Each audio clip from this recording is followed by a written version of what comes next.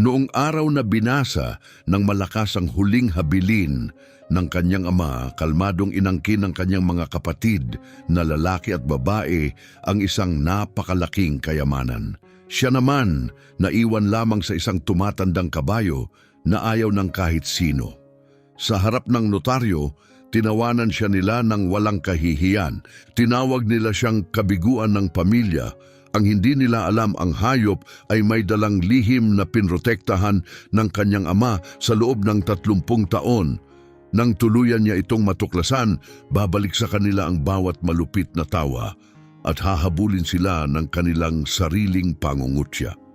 Noong araw na inilibing si Don Alfredo Reyes, ang pinakamayamang tao sa lambak ng Jalisco, bumuhos ng malakas ang ulan na para bang pati ang langit ay nagluluksa sa kanyang pagkawala. 3 araw matapos ang libing, nagtipon ng 4 niyang anak sa opisina ng notaryo upang marinig ang nilalaman ng testamento. Si Ana, ang bunso, pumili ng upuang malayo sa pintuan at tahimik na umupo. Hindi niya alam na bago matapos ang hapon, ang buong kinabukasan niya ay biglang magbabago sa paraang hindi niya kailanman maiisip. Ang notaryo, isang matandang lalaking may pilak na buhok at makakapal na salamin sa ilong, ay maingat na binuksan ang selyo ng sobre at nagsimulang magbasa sa pantay at matatag na tinig. Si Ricardo, ang panganay na anak na lalaki, ay pinagkalooban ng 200 ektarya ng matabang lupain, kasama ang pangunahing mga bank account. Si Ignacio, ang pangalawang kapatid, ay tumanggap ng buong kawan ng mga baka, mahigit 150 hayop na nagkakahalaga ng milyon-milyon. Si Fernanda, ang isa pang anak na babae, ang nagmana ng prestihiyosong operasyon sa pagpaparami ng mga thoroughbred, kabilang ang 30 rehistradong kabayo at ang pangunahing pasilidad ng rancho. At sa aking anak na si Ana, mahinahong pagpapatuloy ng notaryo, iniiwan ko si Reyna. Si Ricardo ang unang nag-react. Pumalakpak siya sa mesa at sumabog sa malakas na tawa na umaling-awngaw sa mga dingding ng opisina. Sumandal si Ignacio ng kampante, may mapanuyang ngisi. Yung baliw na kabayo, yun lang, sabi ni Ricardo sa pagitan ng tawa, hindi mapigilan ang sarili. Pinagmasdan ni Fernanda si Ana ng malamig at sinadya ang tingin. Dapat ibenta mo na siya para sa karne bago pa siya tuluyang bumagsak at ikaw pa ang magbayad sa paglilibing sa kanya. Hindi man lang worth ang pagkain na inuubos ng hayop na yan. Tinitigan siya ni Ignacio at idinagdag, alam na ni Papa noon pa na ikaw ang walang silbi, kaya iniwan niya sa iyo ang tanging bagay na hindi kailanman gumana. 3 beses pang kinailangang manawagan ng katahimikan ang notaryo bago tuluyang tumahimik ang silid. Pakiramdam ni Ana ay nawala ang hangin sa dibdib niya. Hindi siya umiyak, hindi siya nakipagtalo. Nanatili siyang ganap na tahimik habang pumipirma ang kanyang mga kapatid at hinahati ang mga ari-ariang hindi niya man lang alam na umiiral. Nang lumabas siya ng opisina, wala pa nga siyang sapat na pera upang maipahatid ang kabayong ayaw ng lahat. Wala siyang bahay, walang ipon at walang malinaw na plano. Ang tanging dala niya ay ang huling mga salitang ibinulong ng kanyang ama sa ospital. Mga salitang noon ay hindi niya maunawaan. Alagaan mo siya gaya ng pag-aalaga ko sa iyo at ipapakita niya ang hindi nakikita ng iba. Naglakad si Ana ng 3 kilometro sa ulan upang marating ang rancho kung saan nanirahan si Reyna sa huling 10 taon. Ang kabayo ay nakahiwalay sa malayong kulungan, parang nakakahawa. Malaki siya at maitim at ang katawan ay puno ng matatandang peklat. Sa edad na 18, may reputasyon siyang kinatatakutan ng lahat ng nagtatrabaho roon. 3 bihasang tagapagsanay na ang naihagis niya, nakagat niya ang isang veterinaryo at nabasag niya ang mga bakod na kahoy na parang mga patpat lamang. Tinawag siya ng mga tauhan sa rancho na ang demonyo at nagsa-sign of the cross. tuwing dumaraan malapit sa kanyang kulungan. Tumayo si Ana sa labas ng bakod at tahimik siyang nagmasid. Tinitigan siya ni Reyna nang may pagdududa, sumisingasing at idinidikit ang mga tainga na parabang handang sumugod. Miss Ana, may nagsalita sa likuran niya. Lumingon siya at nakita si Diego, ang dating katiwala ng kanyang ama. 70 taong gulang na siya, nakayuko ang gulugod sa tagal ng mabigat na trabaho. Magaspang ang mga kamay dahil mas kilala niya ang lupa kaysa sa kahit anong nakasulat. Diego, hindi ko inasahang makikita kita. Hindi po ito nagkataon, miss. Hiniling ng iyong ama na narito ako kapag dumating ka para sa kanya. Napakunot ang noo ni Ana. Alam niyang darating ako? Dahan-dahang tumango si Diego. Mas marami ang nauunawaan ni Don Alfredo kaysa sa karamihan. Bago siya pumanaw, may hiniling siyang pabor. Sinabi niyang tulungan kita, pero huwag ipaliwanag kung bakit hanggat hindi mo ito nalalaman sa sarili mo. Malaman ng alin, napatingin ang matanda sa kabayo. Hindi ko yon maaring sabihin, pero matutulungan kitang mailipat siya. May truck ako at trailer, at may alam din akong maliit na lupang hiniram kung saan maaari kang tumuloy pansamantala. Mas lalo pang nalito si Ana. May mga inihandang tagubilin ang kanyang ama. Inutusan si Diego na suportahan siya.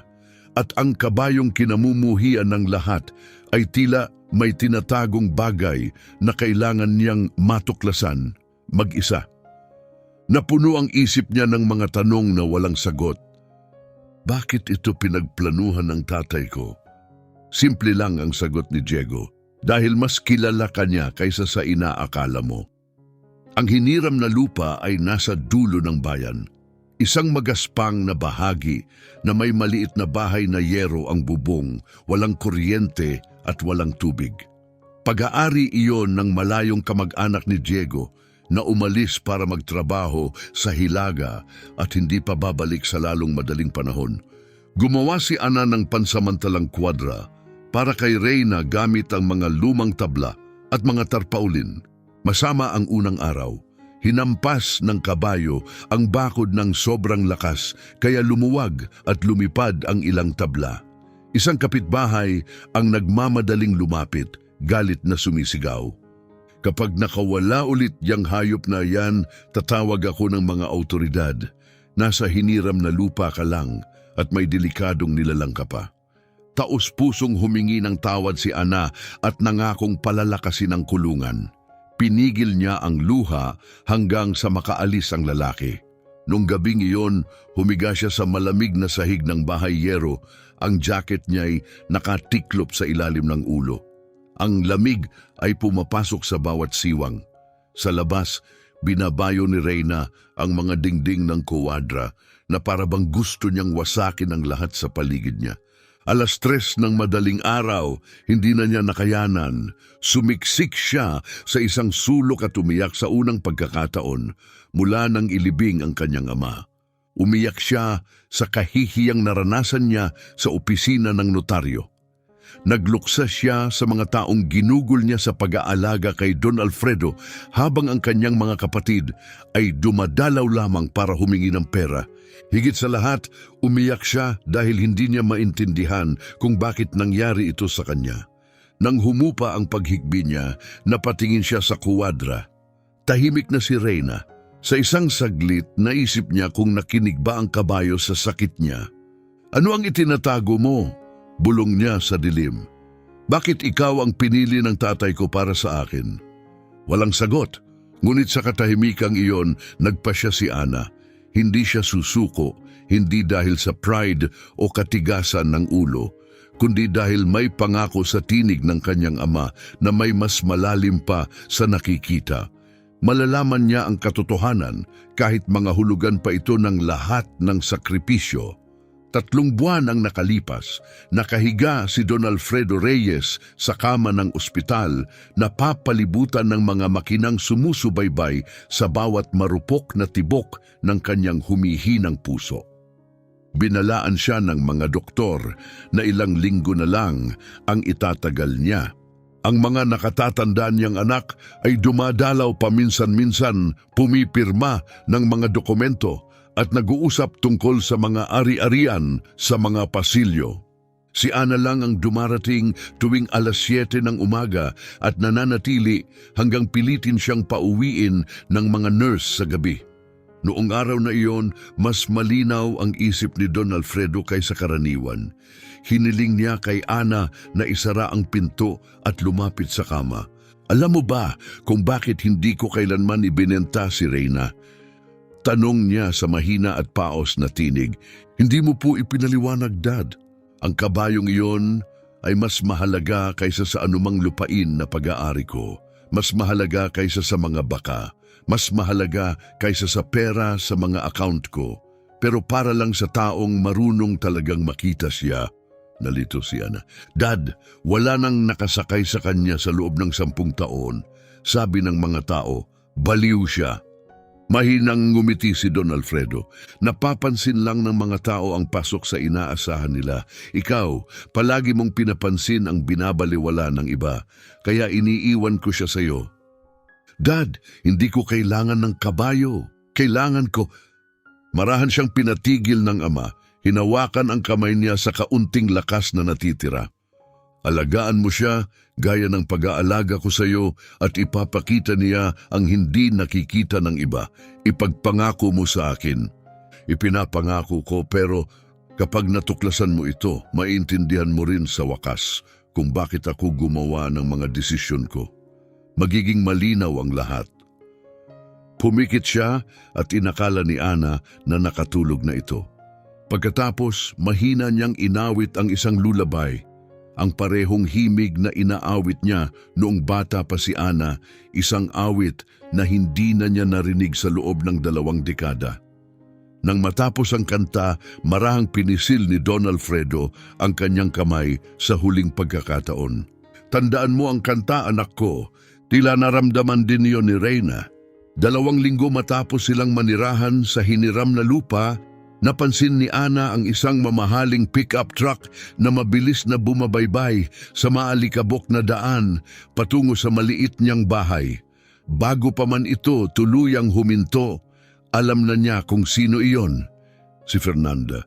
Maingat na bumaba ang kanyang kapatid, lumulubog ang matataas nitong takong sa maluwag na lupa. Nakasuot siya ng maitim na salamin kahit maulap ang langit at ang ngiti niya'y pilit. Hindi umaabot sa kanyang mga mata. May alok ako sa'yo. Malamig niyang sabi ni hindi man lang bumati. 15,000 piso para sa kabayo. Mas mataas pa yan sa tunay niyang halaga pero naaawa ako sa'yo na nakikita kitang ganito ang buhay. Nagpuputol at naglalagay noon si Ana ng sariwang damo sa harap ni Reyna. Hindi siya lumingon. Hindi siya ipinagbibili. Mapapadali ng perang yan ang buhay mo. Tingnan mo ang sarili mo, Ana. Walang kuryente, walang tubig. Nakatira sa bahay na yero ang bubong. Sa 15,000 makakaupa ka ng disenteng tirahan kahit ilang buwan. Nasagot na kita. Lumapit si Fernanda at ibinaba ang boses. Sa huli, sa katayan din, hahantong ang hayop na yan.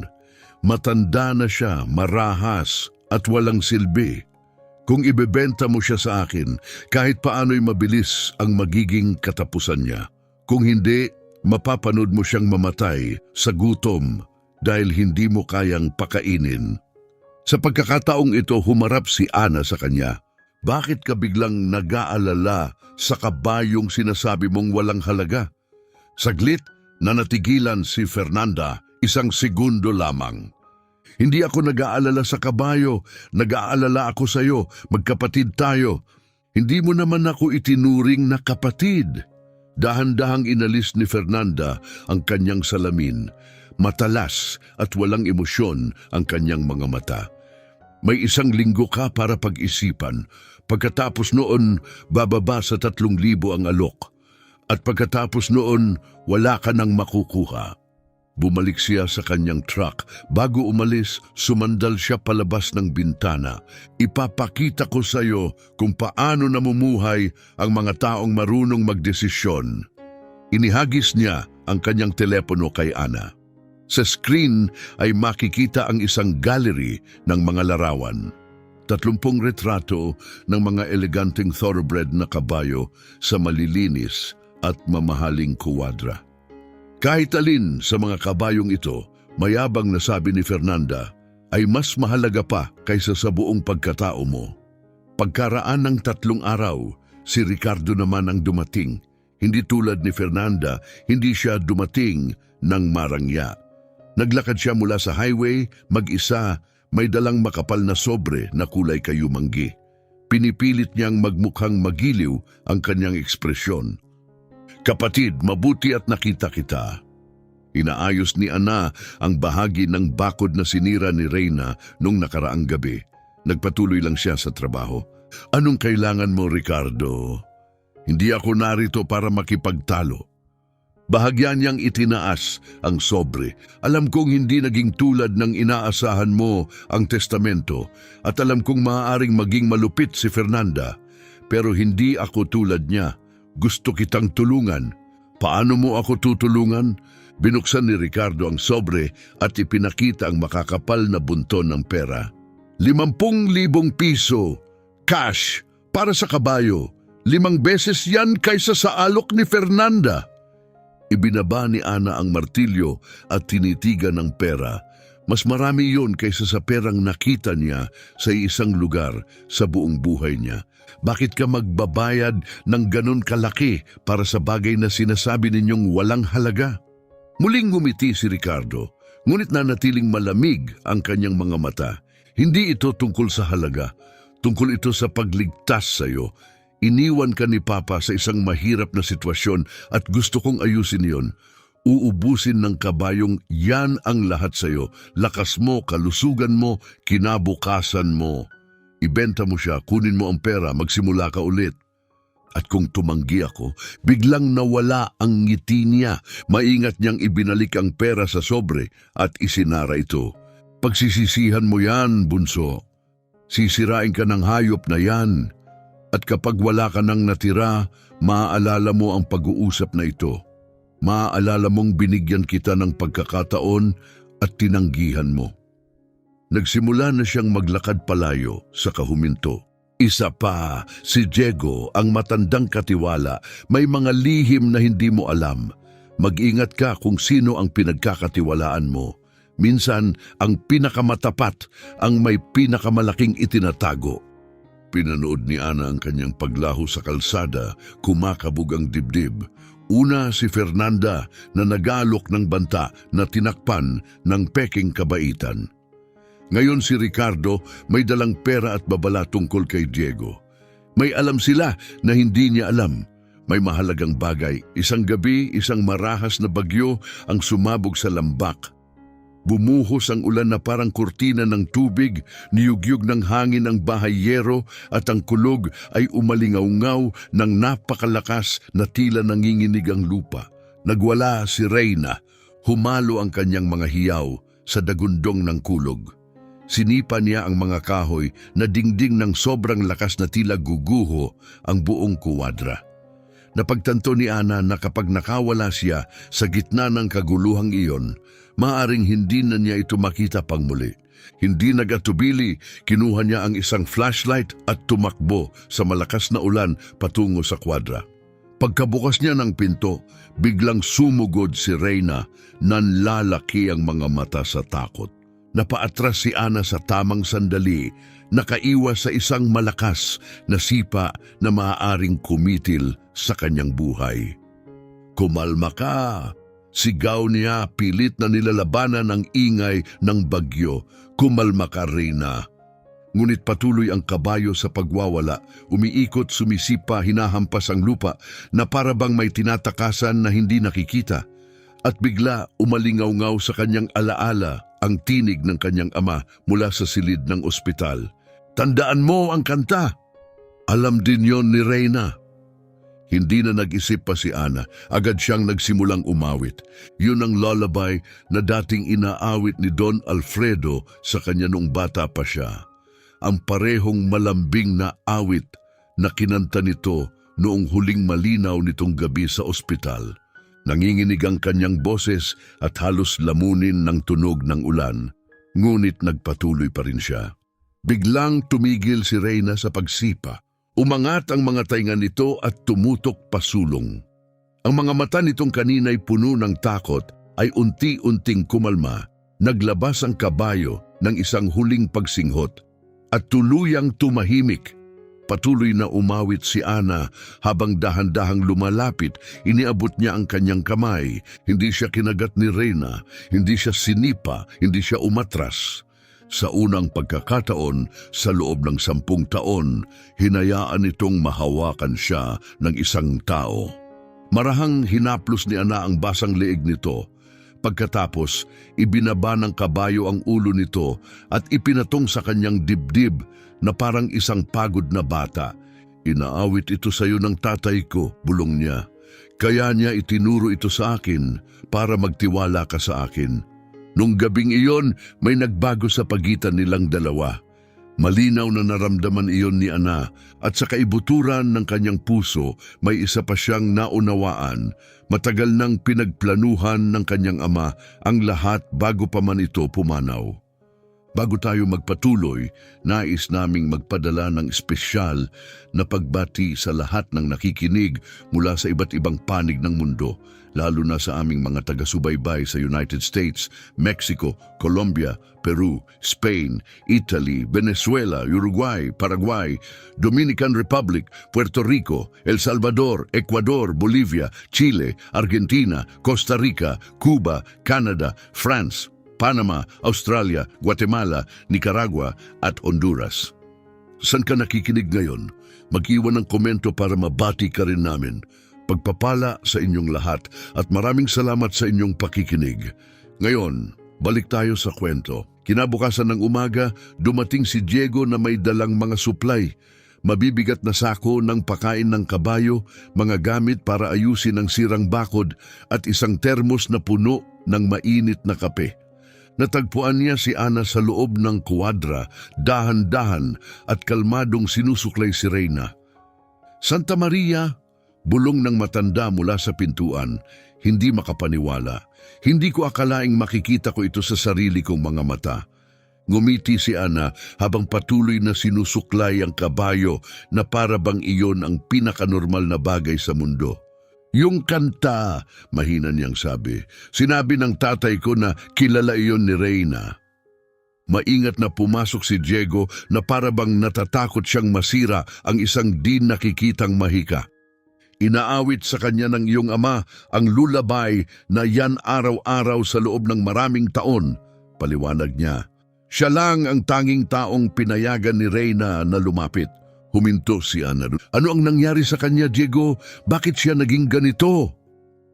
Umupo ang matanda sa isang nakataob na balde at nagpakawala ng malalim at pagod na buntong hininga.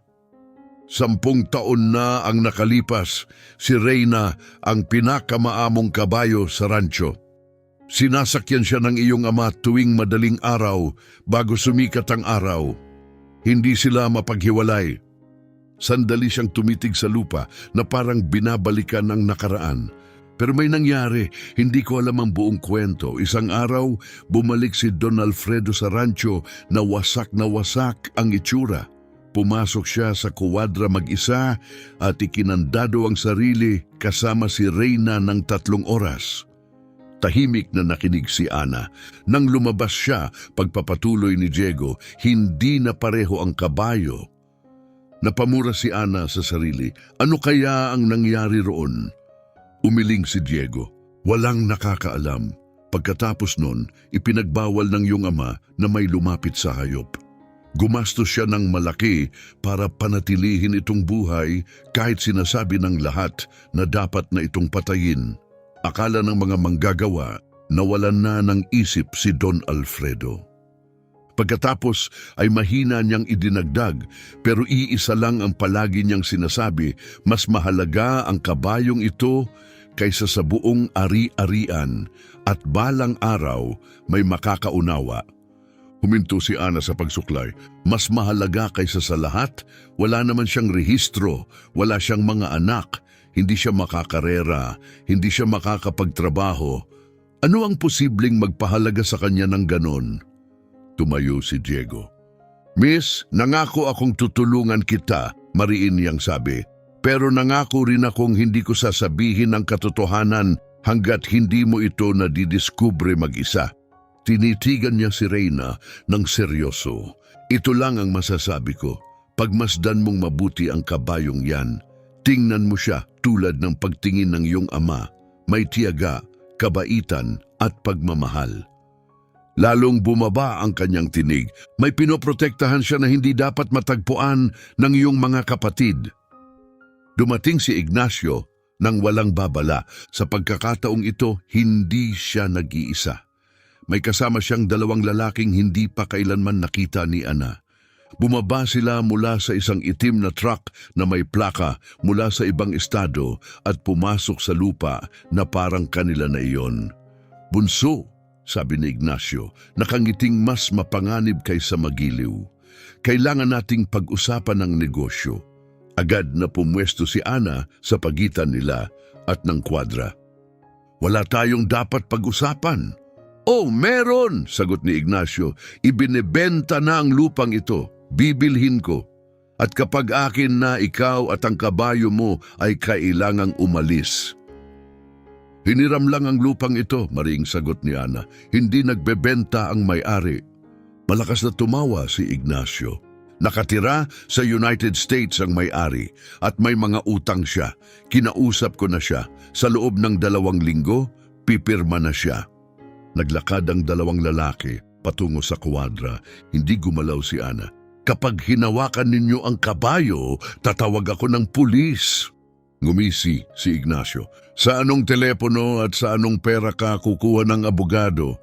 Lumapit siya hanggang halos magdikit ang kanilang mga mukha.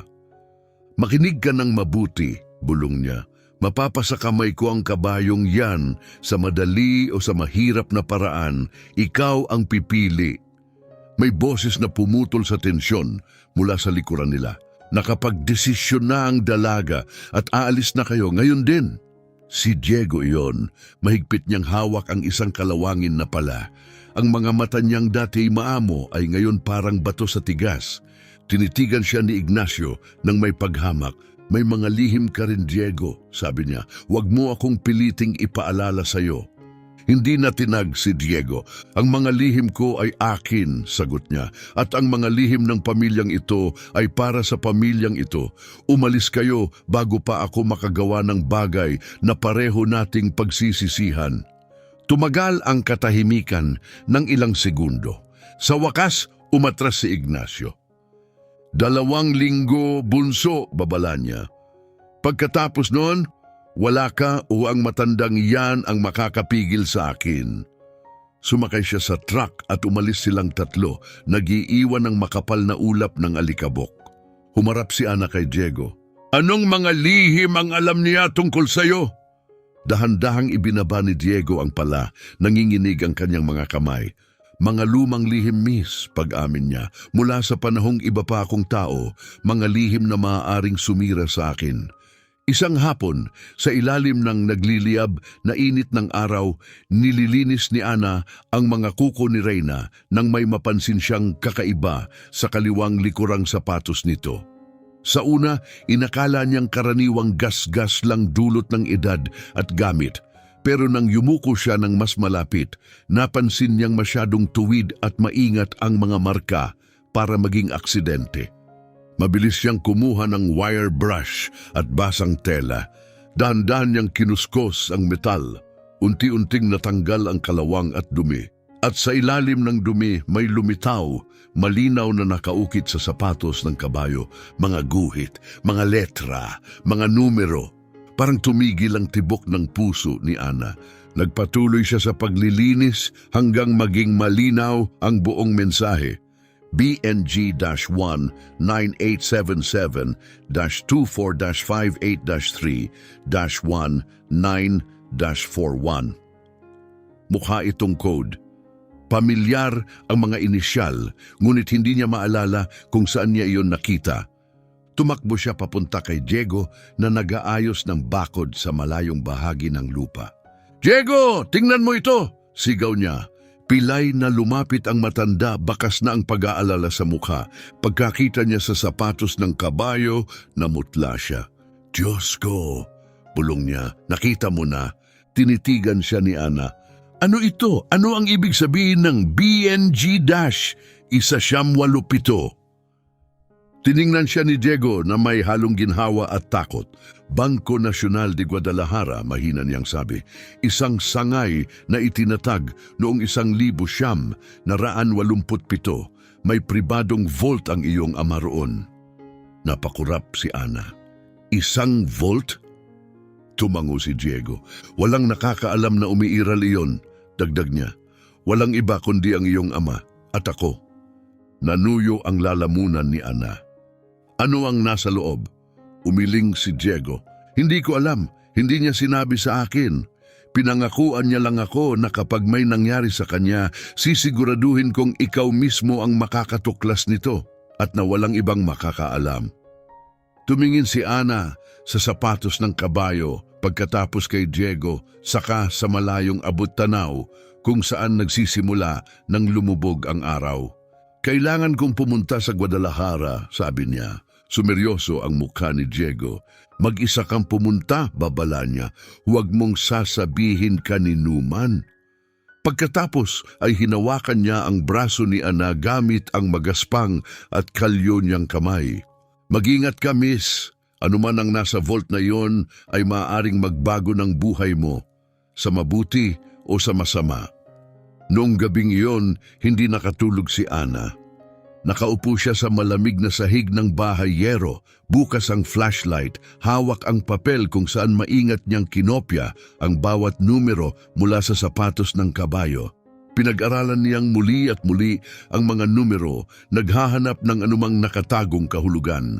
BNG-1987, Bangko Nasyonal de Guadalajara, sangay 1987. Malinaw na yon na ipaliwanag na ni Diego, ngunit ang natitirang serye ay nanatiling misteryo. 7-24-58-3-1941. Kombinasyon ba iyon ng vault, isang security code, o baka mga geographic coordinate? Kinuha ni Ana ang lumang teleponong ipinahiram sa kanya ni Diego. Basag ang screen at mabilis maubos ang baterya, pero sapat pa para makakonekta sa internet. Tinype niya, Bangko Nasyonal de Guadalajara, Branch 1987. Pagkatapos ay naghintay siya habang mabagal na naglo-load ang pahina. Kinumpirma ng impormasyong lumabas ang sinabi ni Diego. Totoo ang sangay. Matatagpuan ito sa isang lumang gusali sa makasaysayang sentro ng Guadalajara, kilala sa pag-aalok ng mga pribadong vault para sa mayayaman at makapangyarihang kliyente. Ang uri ng bangkong ginagamit ng mga taong gustong magtago ng mga bagay na hindi nila kailanman nais na mabunyag. Sumulyap si Ana sa kuwadra kung saan mahimbing na natutulog si Reyna. Iniukit ng kanyang ama ang mga detalyeng iyon sa isang sapatos ng kabayo. Itinago niya ang susi sa loob ng isang hayop na walang sinumang naglalakas loob lapitan. At nagtiwala siyang siya lamang ang magmamalasakit ng sapat upang matuklasan iyon. "Ano ang itinago mo roon, Dad?" bulong niya sa dilim. "Ano ang napakahalaga na kinailangan mong ilihim ito sa lahat?" Bago pa sumikat ang araw kinabukasan, naglakad si Ana papunta sa pangunahing kalsada at naghintay ng unang bus papuntang Guadalajara. Sa bulsa niya ay may nakatiklop na papel na may maingat na nakasulat na mga numero, 300 pisong ipinahiram ni Diego at isang lumang litrato ng kanyang ama na palagi niyang dala. 4 na oras ang biyahe, 4 na mahabang oras para isipin ang bawat posibleng panganib at bawat posibilidad na maaaring magbago sa kanyang kinabukasan magpakailanman. Ang Bangko Nasyonal de Guadalajara ay tila isang monumento mula sa ibang siglo. Ang gusali ay gawa sa rosas na bato, may mabibigat na haligi at itim na bakal na pintuan. Mukha itong lugar kung saan ang mga lihim ay sinusulat sa tinta at ang mga pangako ay may bigat pa rin. Pumasok si Ana na pakiramdam ay hindi siya nababagay doon. May mansa ng alikabok ang kanyang mga damit. Manipis at pudpud ang kanyang mga sapatos. Nakapusod ang kanyang buhok sa isang maluwag na tirintas. Tinitigan siya ng mga maayos, manamit na kliyenteng nakaupo sa mga leather sofa na parang hindi siya kabilang sa parehong silid. Lumapit siya sa front desk kung saan naghihintay ang isang batang receptionist na may perpektong mga kuko at malamig na ekspresyon. "Magandang umaga," magalang na sabi ni Ana. "Nandito po ako para magtanong tungkol sa isang pribadong vault." Sinukat siya ng receptionist mula ulo hanggang paa. "May appointment ka ba?" "Wala po, pero may access key ako." "Pasensya na. Kung walang appointment, kailangan mong mag-schedule para sa susunod na linggo." Lumunok si Ana at nagsalita ng malinaw. Ang key ay BNG-1987, kasunod ang 7-24-58-3-19-41. Napakunot ang noo ng receptionist at mabilis na nag-type sa computer. Halos agad nagbago ang kanyang mukha. "Sandali lang po," tumawag siya ng mahina sa telepono. Pagkababa niya, hindi na malamig ang kanyang tono. "May darating pong tutulong sa inyo. Maupo muna kayo." Umupo si Ana at naghintay. Lumipas ang 1 oras. Pagkatapos 2, pagkatapos 3. May mga taong dumarating at umaalis. Walang nag-alok sa kanya ng tubig. Walang nagpaliwanag. Nagsimula siyang magduda sa sarili, iniisip kung mali ba ang code. Nang tatayo na sana siya upang umalis, isang matandang lalaki ang lumabas mula sa isang gilid na pinto. Nakasuot siya ng kulay abong suit, maitim na kurbata at may dalang kalmadong autoridad. "Miss Reyes?" "Opo, ako si Ginoong Bautista, pinuno ng Special Services. Sumunod po kayo sa akin." Dinala niya si Ana sa mahabang pasilyo patungo sa isang pribadong elevator na bumaba sa basement. Habang bumababa ang elevator, nagsalita siya nang hindi tumitingin sa kanya. "Ang vault na iyon ay aktibo sa loob ng 30 taon. Buwan-buwan ay may bayad, walang palya. Walang sinuman ang nagtangkang mag-access nito." "Wala po talaga?" mahina niyang tanong. "Wala," kumpirma niya. Mahigpit ang tagubilin, tanging ang taong magpapakita ng kumpletong key ng personal ang papayagang makapasok. Walang exception. Bumukas ang pinto ng elevator. Sa harap nila ay isang tahimik na pasilyong may mga mabibigat na bakal na pintuan ng vault, bawat isa'y may numero. Itinuro ni Ginoong Bautista ang unahan. "Maligayang pagdating, Miss Reyes. Anuman ang nasa loob ay matagal nang naghihintay sa inyo." Mas maliit ang vault number, 247 kaysa sa inaasahan niya. Ang makapal na bakal na pinto ay may kombinasyon na lock at digital code reader.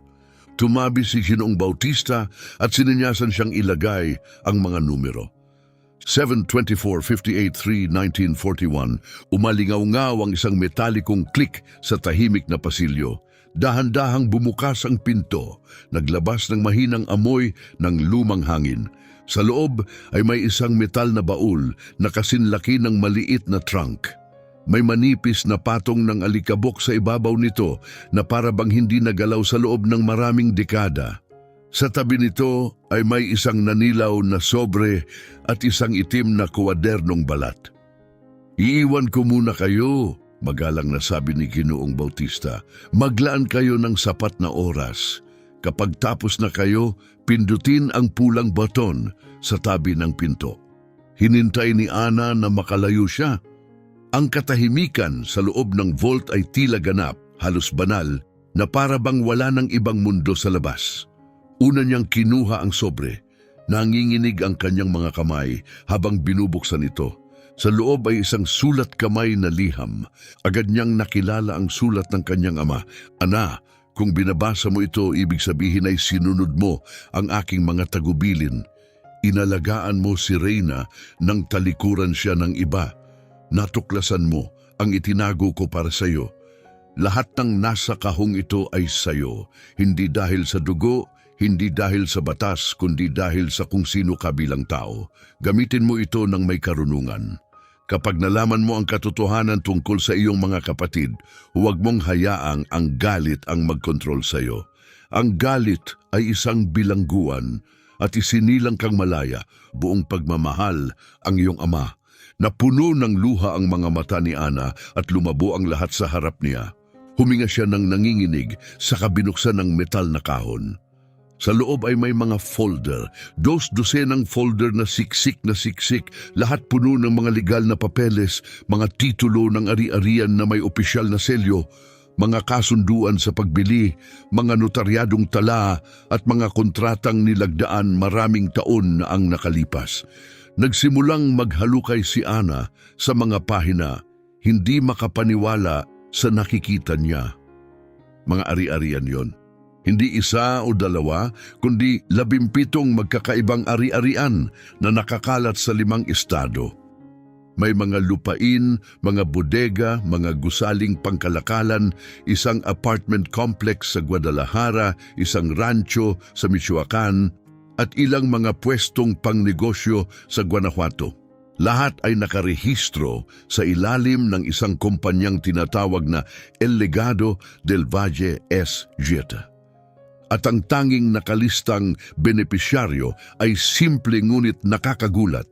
Sinumang magpapakita ng orihinal na susi ng vault.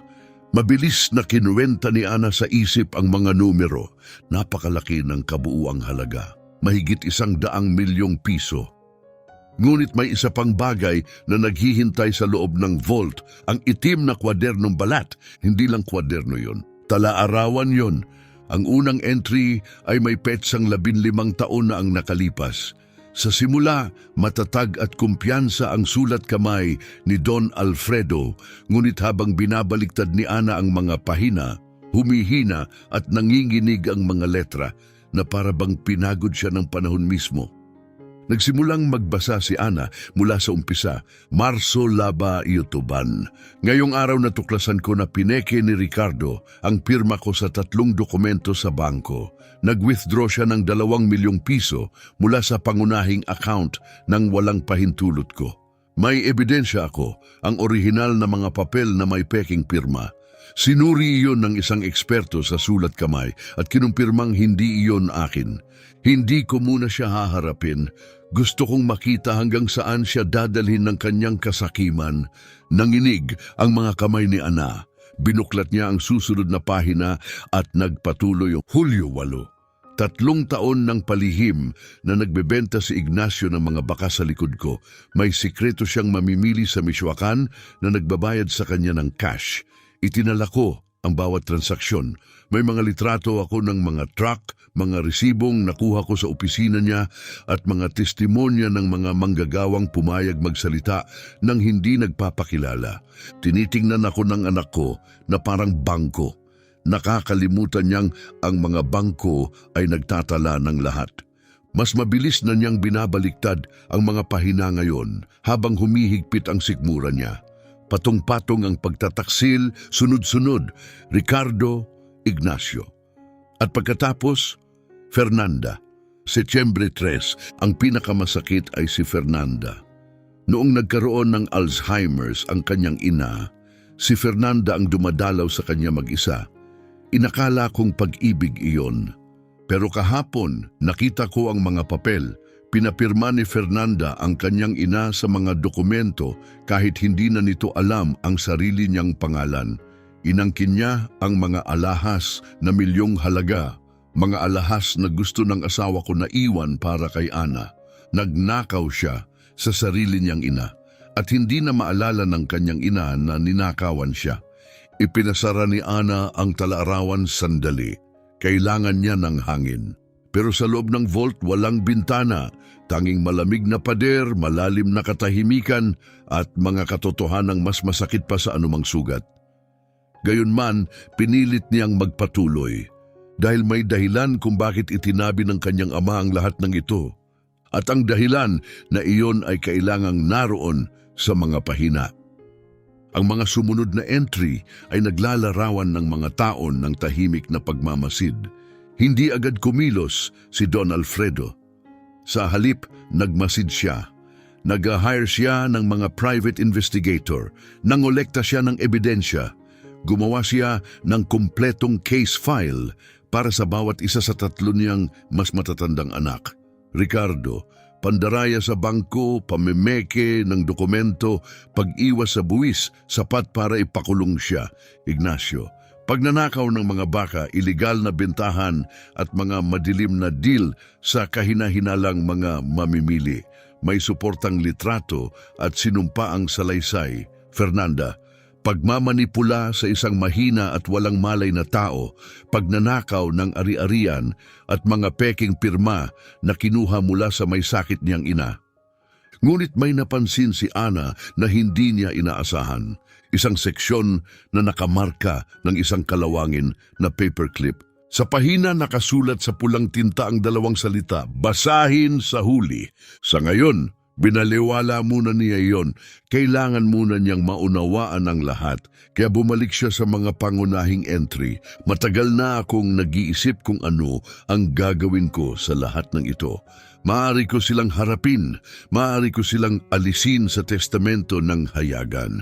Maaari kong ibigay ang ebidensya sa mga autoridad, pero sisirain noon ang pamilya magpakailanman. At kahit hindi nila karapat-dapat protektahan, may isang tao na karapat-dapat. Si Ana, wala siyang alam, dumadalaw pa rin siya sa akin linggo-linggo. Tinatanong niya kung kamusta ako, kinakantahan niya ako, kapag hindi ako makatulog. Ang tatlo, dumarating lang kapag kailangan nila ng pera o kapag gusto nilang masiguro na kasama pa rin sila sa mana.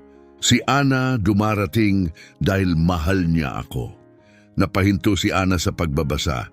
Tumulo ang luha niya sa mga pahina, kumalat sa lumang tinta at nag-iwan ng maiitim na bakas. Kaya napagpasyahan kong gawin ito sa ganitong paraan. Sa opisyal na testamento, ibibigay ko sa tatlo ang inaasahan nila. Pero ang tunay na mana ay itatago kung saan si Ana lang ang makakahanap. Si Reyna ang tanging buhay na nilalang sa ransyong ito na pinagtaksilan din at karapat-dapat din sa pangalawang pagkakataon. At sa sandaling iyon, tuluyang naunawaan ni Ana. Binalikan niya ang pahinang may kalawangin na paperclip. Ang mga salitang basahin sa huli ay tila tumatawag sa kanya mula pa ng una niyang makita, ngunit kailangan muna niya ang buong kwento. Ngayon, handa na siya. Binuksan niya ang seksyong iyon. Iba ang pakiramdam ng entry na ito. Mas nanginginig ang sulat kamay na para bang pinaghirapan ni Don Alfredo ang bawat salita. Ang petsa ay 6 na buwan bago siya pumanaw. May isang katotohanang 40 taon ko nang kinikimkim. Hindi ko alam kung dadalhin ko ito sa libingan o iiwan ko rito. Pero kung binabasa ito ni Ana, ibig sabihin ay mas nagtitiwala ako sa kanyang paghatol kaysa sa sarili ko. Parang bumigat ang hangin sa paligid ni Ana na para bang humigpit ang mismong vault. Nung ipinanganak si Fernanda, nagduda ako. Si Florencia, ang asawa ko, ay naging malamig sa loob ng ilang buwan. Madalas siyang magbiyahe sa rancho ng kanyang pamilya. Sabi niya, kailangan niya ng panahon para mag-isip. Nang sabihin niyang buntis siya, hindi tugma ang timing sa alam ko. Ang mga susunod na linya ay nakasulat sa ibang tinta na para bang idinagdag sa ibang panahon. Nung 2 taong gulang si Fernanda, palihim akong nagpagawa ng test. Malinaw ang resulta, hindi siya ang biological kong anak. Nalaglag ang tala-arawan mula sa kamay ni Ana. Nanginginig siya ng husto at halos hindi makahinga. Hindi pala anak ni Don Alfredo si Fernanda, ang kanyang ate, ang pinakamatinding nangutya sa kanya, ang laging nag-aastang mataas at hindi maabot. Wala pala silang dugo na magkapareho. Pinilit ni Ana na pulutin ang tala-arawan at magpatuloy. Wala akong sinabi, pinalaki ko siya na parang akin, minahal ko siya na parang akin, pero pinili niya ang kalupitan. Ang kalupitan ay hindi galing sa dugo, galing ito sa kaluluwa. May mga isinilang sa dilim at natagpuan ang liwanag. May mga isinilang sa liwanag at piniling lumubog sa dilim. Pinili ni Fernanda.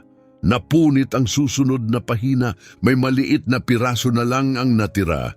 Ang tunay na ama ay... At wala na, nawala ang natitira. Lumabas si Ana sa bangko 4 na oras matapos siyang pumasok. Sa isang telang bag, dala niya ang lahat.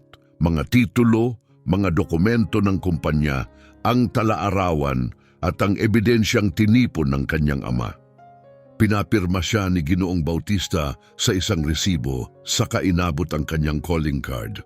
Kung kailangan ninyo ng legal na tulong para angkinin ang mga ari-ariang ito, maaari akong magrekomenda ng mapagkakatiwalaang tao, sabi niya. Salamat, mahina ang sagot ni Ana. Pag-iisipan ko. Naglakad siya sa mga kalsada ng Guadalajara nang hindi alam kung saan siya papunta. Gumagalaw ang lungsod sa paligid niya, maingay at buhay, pero ang isip niya'y malayo. Nakulong siya sa nakatagong mundo ng kanyang ama.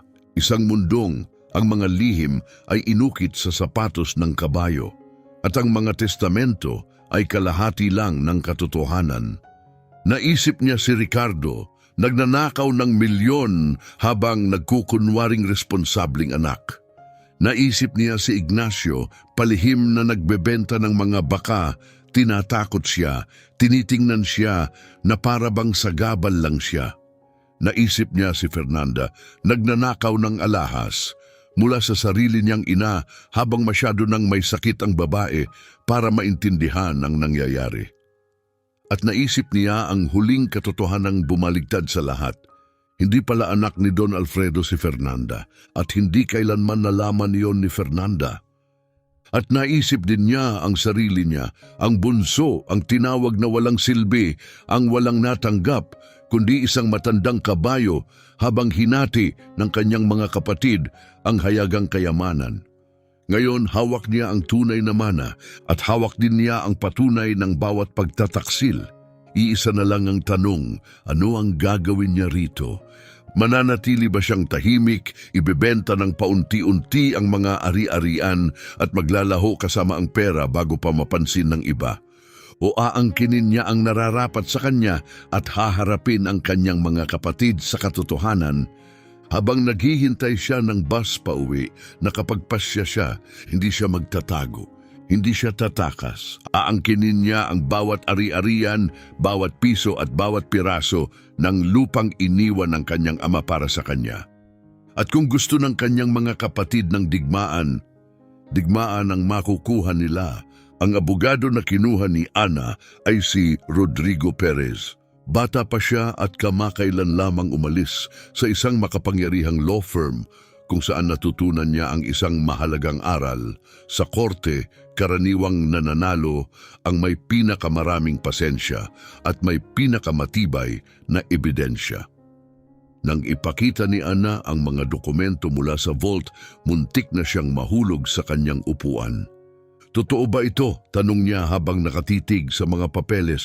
Lahat ay notaryado, sagot ni Ana. Ilang taon itong pinaghandaan ng tatay ko. Isa-isang sinuri ni Perez ang mga titulo. Sa bawat pahina lalo pang lumalaki ang kanyang mga mata. Mahigit 100 milyong piso ang halaga ng mga ari-ariang ito, sabi niya.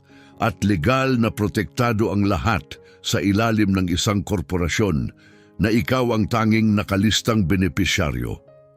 Yumuko si Ana pasulong. Maaari ko ba itong angkinin? Maaari, sagot niya, at dapat mo talagang gawin.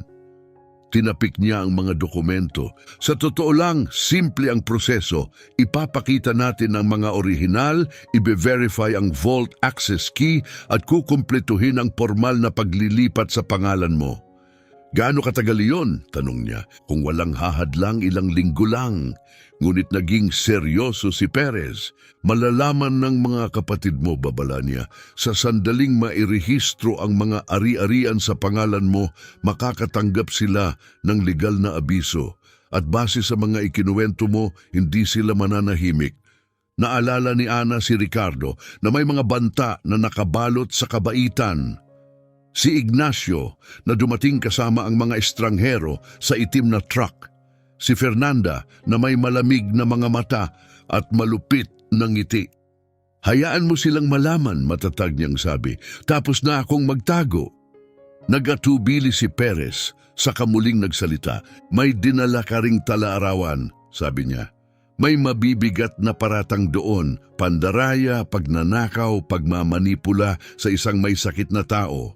Gusto mo bang gamitin ang ebidensyang iyon? Sandaling natigilan si Ana. Ang talarawang iyon ang pinakamalakas niyang sandata. Ngunit siya ring pinakamapanganib. Kapag ginamit niya iyon, wala nang balikan. Hindi parpasya niya. Itago muna natin bilang reserba kung sila ang unang umatake saka nating gagamitin. Tumango si Perez. Nauunawaan ko, uunahin natin ang pagre-rehistro ng mga ari-arian. Lumapit siya at ibinaba ang boses. Ihanda mo ang sarili mo, Miss Reyes. Hindi magiging madali ang susunod. Isang linggo makalipas, dumating ang mga opisyal na abiso sa mga bahay ni Ricardo, Ignacio at Fernanda. Mga legal na dokumentong nagsasaad na ang 17 ari-arian sa 5 estado ay nakarehistro na sa pangalan ng kanilang bunsong kapatid, si Ana Reyes. Siya ang nakalistang nag-iisang benepisyaryo ng kumpanyang El Legado del Valle S.A. Tumawag si Ricardo kay Ignacio 6:00 pa lang ng umaga. Nakita mo ba ang dumating? Nakita ko, sagot ni Ignacio. Saan niya nakuha ang lahat ng ari-ariang iyon? Hindi kailanman binanggit ni Dad ang anumang kumpanya. Hindi ko alam, matalim ang boses ni Ricardo, pero aalamin ko. Natanggap ni Fernanda ang kanyang abiso habang nag-aalmusal. Binasa niya ito ng 1 beses, pagkatapos muli at muli. Hindi siya makapaniwala. Mga ari-ariang mas mahalaga pa sa lahat ng minana niya at ngayon ay nasa kamay ni Ana. Sa kamay ng walang silbing kapatid na naiwan sa isang matandang kabayo. Kinahapunan ding iyon, nagkita ang 3 nakatatandang magkakapatid sa pangunahing hasyenda. Unang beses silang nagkasama mula noong libing. Pandaraya ito, sigaw ni Fernanda, hinahampas ang mesa. Hindi gagawin ni Dad ang ganito, pineke niya ang mga papeles. Dahan-dahang umiling si Ricardo. Sinuri ko na ang mga tala, sabi niya. Mahigit 20 taon nang nabili ang mga ari-ariang iyon. Lehitimo ang mga notaryo, opisyal ang mga selyo. Ibig sabihin nilinlang tayo ni Dad, ungol ni Ignacio. Binigyan niya tayo ng tira-tira habang itinago ang totoong kayamanan para sa paborito niya. Nag-cruise ng mga braso si Fernanda. Anong gagawin natin? Mariin niyang tanong. Nagbuhos si Ricardo ng whisky sa baso, kalmado ngunit mapanganib. Kakasuhan natin siya, sabi niya. Sasabihin nating wala sa tamang pag-iisip si Dad nang itatag niya ang kumpanyang iyon. Aakusahan natin siyang minanipula niya si Dad sa mga huling buwan nito. Hahanapan natin ng irregularidad ang mga dokumento. Paano kung matalo tayo? Tanong ni Ignacio. Tinitigan sila ni Ricardo ng malamig. Hindi tayo matatalo, sabi niya, at kung hindi gagana ang batas, may iba pang paraan para lutasin ang problema. Pagkaraan ng 2 linggo, umabot sa mga korte ng Jalisco ang kaso. Inakusahan ni Ricardo, Ignacio at Fernanda si Ana ng pandaraya, pamimeke at pagmamanipula sa isang taong mahina at madaling maimpluwensyahan. Hiniling nilang ipawalang bisa ang lahat ng paglilipat ng ari-arian. Hiniling din nila ang pagsasagawa ng kriminal na investigasyon laban sa kanya. Natanggap ni Ana ang abiso habang pinapakain si Reyna. Nakatayo siya sa tabi ng kwadra sa liwanag ng hapon. Binabasa ang mga salitang inilalarawan siya bilang isang kriminal. Hindi siya nagulat. Alam niyang darating ito. Nang dumating si Diego na may dalang mga supply, ipinakita niya rito ang mga papeles. Pinalaan na ako ng abogado ko, sabi niya. Sumeryoso ang mukha ni Diego. Ano ang gagawin mo ngayon? Tanong niya. Lalaban, sagot ni Ana. Ano pa ba ang pagpipilian ko? Ibinagsak ni Diego ang mga sako sa lupa at mabigat na umupo sa isang bato. Mukha siyang mas matanda kaysa dati na para bang inabutan na siya ng bigat ng nakaraan. Miss, mahina niyang sabi. May kailangan kang maunawaan, hindi patas lumaban ang mga kapatid mo. Itinaas niya ang isang daliri habang binibilang ang mga panganib. May koneksyon si Ricardo sa gobyerno. Kilala ni Ignacio ang mga mapanganib na tao. At si Fernanda, huminto siya sandali. Si Fernanda ang pinakadelikado sa kanilang lahat dahil nag-iisip siya bago kumilos. Tinitigan siya ni Ana. Sinasabi mo bang sumuko ako? Hindi, sagot ni Diego. Sinasabi kong mag-ingat ka. Diretso siyang tumingin sa mga mata ni Ana. Hindi lang mana ang iniwan sa iyo ng ama mo, sabi niya. Iniwan ka niya sa gitna ng isang digmaan. At sa mga digmaan, kahit ang mabubuting tao ay maaaring matalo. Inabot ni Ana si Reyna at marahang hinaplos ang leeg nito.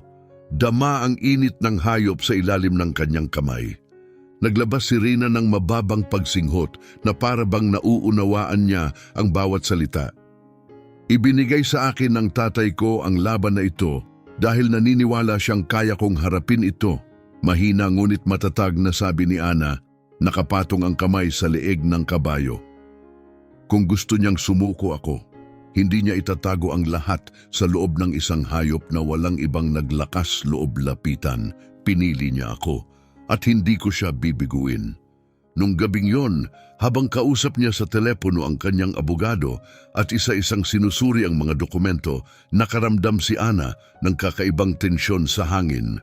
Parang presyong unti-unting naiipon bago ang isang malayong bagyo. Wala pa ito roon, ngunit ramdam niyang paparating na. At kapag dumating ito, babaguhin ito ang lahat. Gayunman pakiramdam niya'y handa siya. Ang hukuman ng unang antas sa Guadalajara ay may amoy ng lumang mga papel at matapang na disinfectant. Maagang dumating si Ana, suot ang pinakamahusay na damit na mayroon siya, isang simpleng puting blusa at may itim na palda na binili niya sa isang ukay-ukay. Naghihintay sa kanya si Rodrigo Perez malapit sa pasukan. May hawak na briefcase na puno ng maingat na inayos na mga dokumento. Handa ka na ba? Mahina niyang tanong. Hindi, tapat na sagot niya. Pero gawin na natin. Sa loob, kalahati pa lamang ang napupuno ang silid. Sa kabilang hanay, nakaupo ang tatlo niyang kapatid. Sa unahan katabi, ang isang lalaking maayos, manamit, makinis ang buhok at mamahalin ang sweet. Agad nakilala ni Ana ang uri nito. Ang abogadong mas mahal ang bayad kada oras kaysa sa kinikita niya noon sa loob ng isang buwan. Pumasok ang hukom at tumayo ang lahat. Matanda ito, may pagod na mukha at mga matang tila nakakita na ng napakaraming alitan ng pamilya. Case number 2,847, anunsyo niya. Reyes laban sa Reyes. Mga paratang ng pandaraya, pagmamanipula sa isang taong mahina at pamemeke ng dokumento. Unang tumayo ang abogado ng magkakapatid. Your Honor, maayos niyang panimula. Inaakusahan ng aking mga kliyente, si Miss Ana Reyes, na sinamantala niya ang humihinang kalusugang pangkaisipan ng kanyang ama, si Don Alfredo Reyes, at hinikayat itong pumirma sa mga dokumentong siya lamang ang makikinabang. May mga saksi kaming magpapatunay na si Don Alfredo ay wala na sa wastong pag-iisip sa kanyang mga huling taon. Nararamdaman ni Ana ang pag-akyat ng galit sa kanyang dibdib. Malinaw ang isipan ng kanyang ama hanggang sa huli. Araw-araw niya itong kasama. Maingat na sumagot si Rodrigo Perez. Your Honor, ang mga ari-ariang tinutukoy ay binili mahigit 20 taon na ang nakalipas nung si Don Alfredo ay ganap na may kakayahang gumawa ng legal na desisyon. Ang mga dokumento ay maayos na notaryado at rehistrado. Walang legal na batayan ang paratang na ito. Tumango ang hukom at nagsulat ng tala. Tinanggap ang posisyon ng magkabilang panig. Itatakda ang pagdinig ng ebidensya. Mayroon kayong 30 araw upang maghanda. 30 araw. Sa labas ng silid, hinarap ni Ana ang kanyang mga kapatid. Ngumiti si Ricardo na parang laro lang ito. Tinitigan siya ni Ignacio ng may lantad na puot. Iniwas ni Fernanda ang kanyang mga mata. Opisyal nang nagsimula ang digmaan. Nakilala si Ginoong Martinez hindi dahil sa mahigpit niyang pagsunod sa batas, kundi dahil alam niya kung kailan at paano ito baluktutin. 3 araw matapos ang pagdinig, nakipagkita siya kay Fernanda sa isang tahimik na restoran sa Guadalajara. Siya ang humiling ng pulong. Pumayag siya. Ang mga desperadong kliyente ang kadalasang pinakamapagbigay. Kailangan ko ng mga saksi, diretsahang sabi ni Fernanda. Mga taong handang magpatunay na wala sa tamang pag-iisip ang tatay ko nang pirmahan niya ang mga dokumentong iyon. Kalmadong hinalo ni Martinez ang kanyang kape. Ang mga saksi ay nangangailangan ng kabayaran. Hindi problema ang pera, sagot niya. Kung ganoon, sabi niya, hindi rin problema ang mga saksi. Kinuha niya ang maliit na kwaderno. May kilala akong 3 lalaki na nagtrabaho sa mga rancho malapit sa ari-arian ng ama mo. Sa tamang presyo, maaalala nilang nakita si Don Alfredo na lito at hindi nakikilala ang sarili niyang mga anak. At kapag tinanong sa cross-examination, tanong ni Fernanda, alam nila ang kanilang linya, sagot ni Martinez. Nagawa na nila ito dati. Tumango si Fernanda. Gawin mo at maghanap ka pa ng iba, anumang makakasira sa imahe ni Ana. Gusto kong magmukha siyang mapanlinlang, isang oportunista. Pinagmasdan siya ng abogado. Mahirap yon. Walang kaso ang kapatid mo, walang utang at malinis ang reputasyon. Inalagaan niya ang ama mo nang walang hinihinging kapalit. Kung ganon, gumawa ka ng paraan, mariing sabi ni Fernanda. Dahan-dahang isinara ni Martinez ang kwaderno. Mapanganib ang paggawa ng peking ebidensya, sabi niya, pero may isa pa akong estratehiya na ginamit ko sa mga kasong may kinalaman sa mana. Yumuko si Fernanda pasulong. Ano yon? Questionin ang kanyang pagkakakilanlan. Kung mapapatunayan nating hindi talaga anak ni Don Alfredo si Ana, hihina ang buong claim niya. Natahimik si Fernanda. Matapang, mapanganib, posibleng ilegal, ngunit makapangyarihan. Gawin mo, sa wakas, ay sabi niya, kahit ano pa ang kailangan. Dinalaw ni Ricardo si Diego isang gabi na natatakpan ng ulap ang buwan. Ipinarada niya ang kanyang truck ng malayo at naglakad papunta sa bahay upang hindi mahalata. Nakaupo si Diego sa balkonahe, tahimik na naninigarilyo. Hindi siya nagulat nang lumitaw si Ricardo mula sa dilim. Magandang gabi, Diego. Don Ricardo, sagot ng matanda. Ano ang nagdala sa inyo rito sa ganitong oras? Negosyo. Umupo si Ricardo nang hindi inaanyayahan. Hindi pa tayo nagkaroon ng maayos na pag-uusap, sabi niya. Panahon na para magbago yon. Humitit si Diego ng mabagal na nakikinig ako. Alam kong tinutulungan mo ang kapatid ko. Pagpapatuloy ni Ricardo, ipinahiram mo ang truck mo. Ikaw ang nakahanap ng lupang iyon. Pinapayuhan mo siya. Hindi ko yon gusto. Hiniling yon ng ama ninyo, kalmadong sagot ni Diego. Patay na ang ama ko, matalim na sagot ni Ricardo. At ang mga patay ay hindi nagbabayad ng katapatan. Naglabas siya ng sobre at inilapag sa mesa. Pero ang mga buhay, nagbabayad. Hindi iyon hinawakan ni Diego. Ano yan? 200,000 piso, sagot ni Ricardo. Sa'yo, kailangan mo lang magpatunay na pinilit ni Ana ang ama ko. Nanilito niya ito, na hindi nito naunawaan ang mga pinipirmahan niya. Dahan-dahang dinurog ni Diego ang sigarilyo. Hindi ako magsisinungaling! Lumapit si Ricardo at ibinaba ang boses.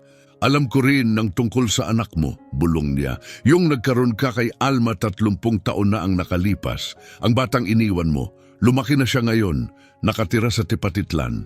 Wala siyang ideya na ikaw ang ama niya. Namuti ang mukha ni Diego. Nagsimulang manginig ang kanyang mga kamay. Isipin mo mahina ngunit mapanganib na sabi ni Ricardo, kung makatanggap siya ng isang anonymous na liham na nagsasabi ng lahat. Tumayo siya. May 1 linggo ka, sabi niya. Tanggapin mo ang pera o harapin ang mga kahihinatnan. Sa pagsikat ng araw, natagpuan ni Ana si Diego na nakaupo sa tabi ng kwadra, nakatanaw sa malayo. Mukha siyang pagod, nakalaylay ang balikat at may maitim na bilog sa ilalim ng mga mata. Anong nangyari? Maingat niyang tanong habang umuupo sa tabi niya. Matagal siyang nanahimik. Nang sa wakas ay nagsalita, basag ang kanyang tinig. Dumating si Ricardo kagabi, pag-amin niya. Inalok niya ako ng pera para tumistigo laban sa'yo. Nang tumanggi ako, nagbanta siya ng mas masahol pa. Anong banta? Pumikit si Diego. 1 luha ang dumaloy sa kanyang kulubot na pisngi. 30 taon na ang nakalipas. Nagkamali ako ng malaki. Mahina niyang sabi. Nagkaroon ako ng anak sa isang babaeng tagabayan. Alma ang pangalan niya.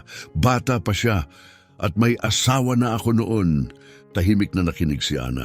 Nang mabuntis siya, natakot ako. Pagpapatuloy ni Diego. Binigyan ko siya ng pera para umalis ng bayan. Wala akong pinagsabihan. Nanginginig ang kanyang boses. Lumaki ang bata ng walang ama.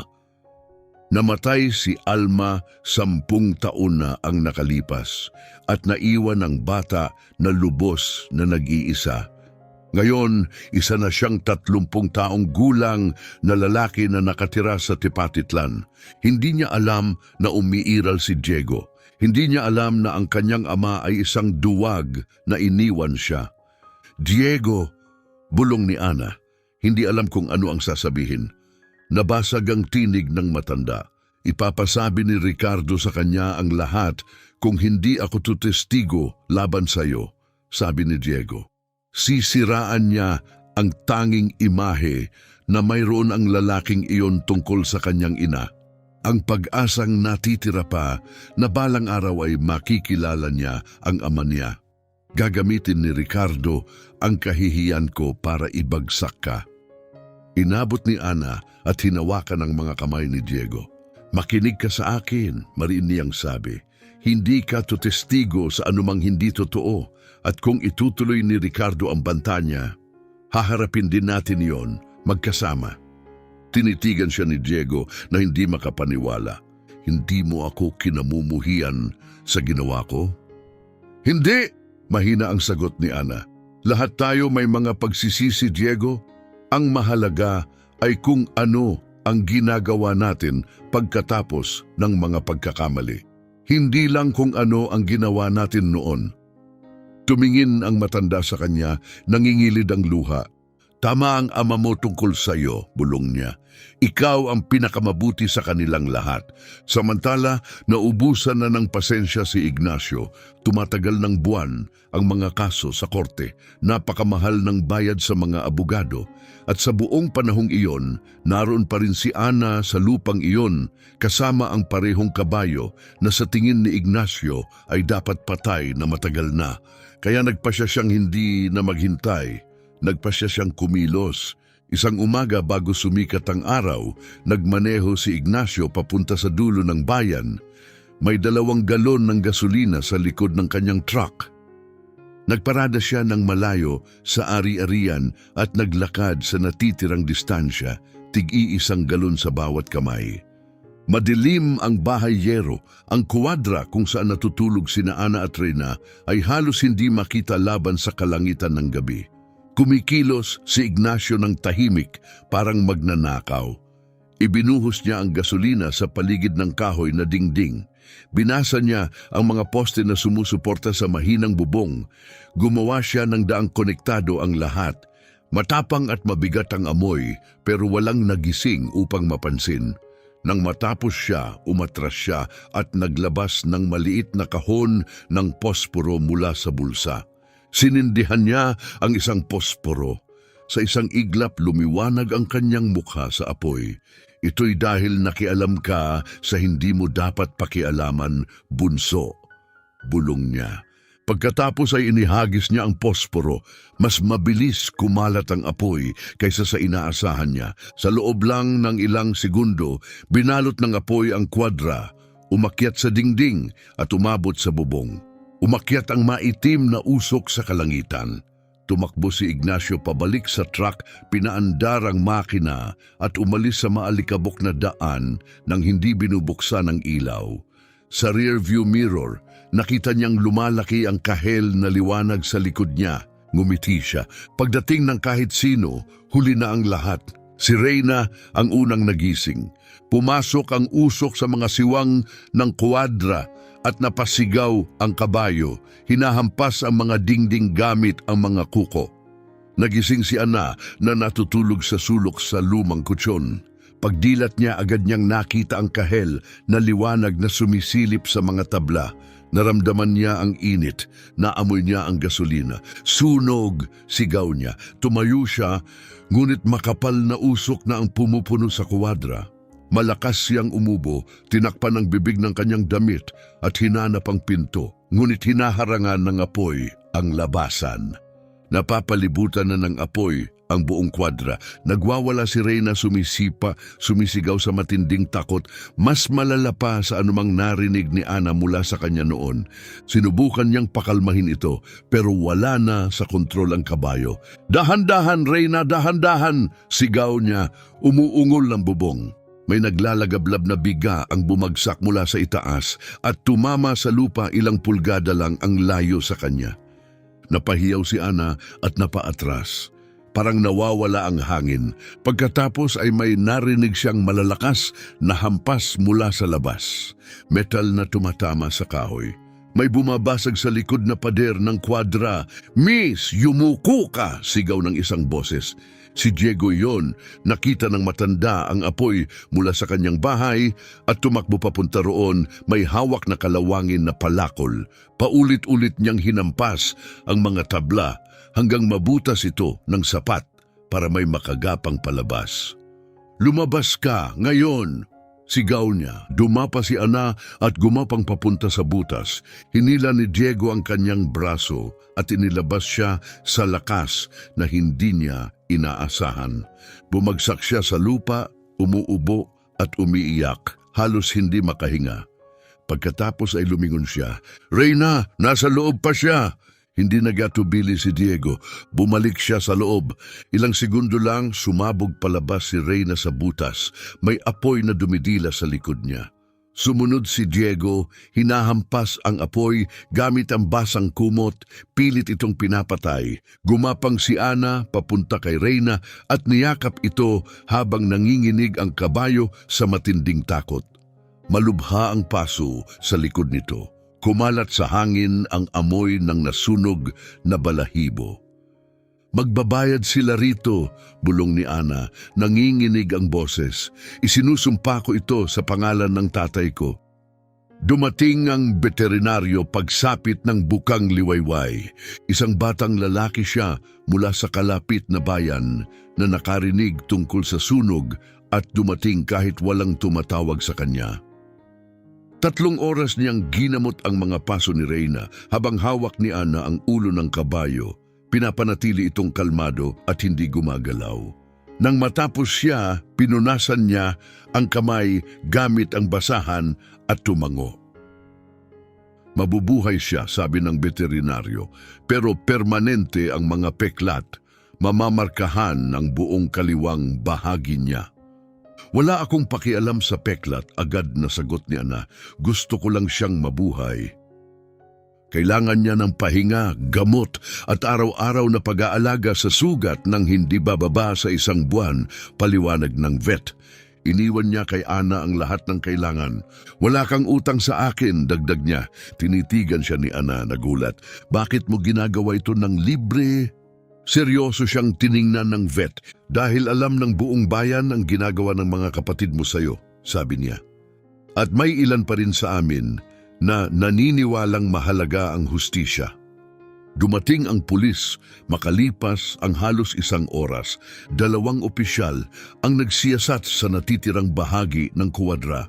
Kinunan nila ng litrato ang nasunog na kahoy at ang abo. Hindi kalayuan, natagpuan nila ang mga walang lamang galon ng gasolina na itinapon ni Ignacio habang tumatakas. "Sinadya ito," sabi ng isang pulis. May accelerant sa paligid ng perimeter. May ideya ka ba kung sino ang gumawa nito? Nag-atubili si Ana. Alam niyang si Ignacio iyon, pero ang pagbibintang ng walang direktang ebidensya ay maaaring bumalik sa kanya at mas lalo pang magulo ang kaso sa korte. May hinala ako, maingat niyang sabi, pero kailangan ko munang kausapin ang abogado ko bago ako gumawa ng formal na pahayag. Tumango ang mga pulis. Kinuha nila ang impormasyon niya at nangakong iimbestigahan. Noong gabing iyon, natulog si Ana sa tabi ni Reyna sa mga labi ng kuwadra. Kinanta niya ang lullaby ng kanyang ama hanggang sa tuluyang kumalma ang kabayo at ipikit ang mga mata. Sa liwanag ng buwan, ang mga paso sa likod nito ay mukhang sariwa at mapula. Mananalo tayo, bulong niya, para sa'yo, para sa tatay ko, para sa lahat ng sinaktan nila, mananalo tayo. Isang linggo matapos ang sunog, dumating sa ari-arian ang isang babaeng maayos manamit, sakay ng taxi.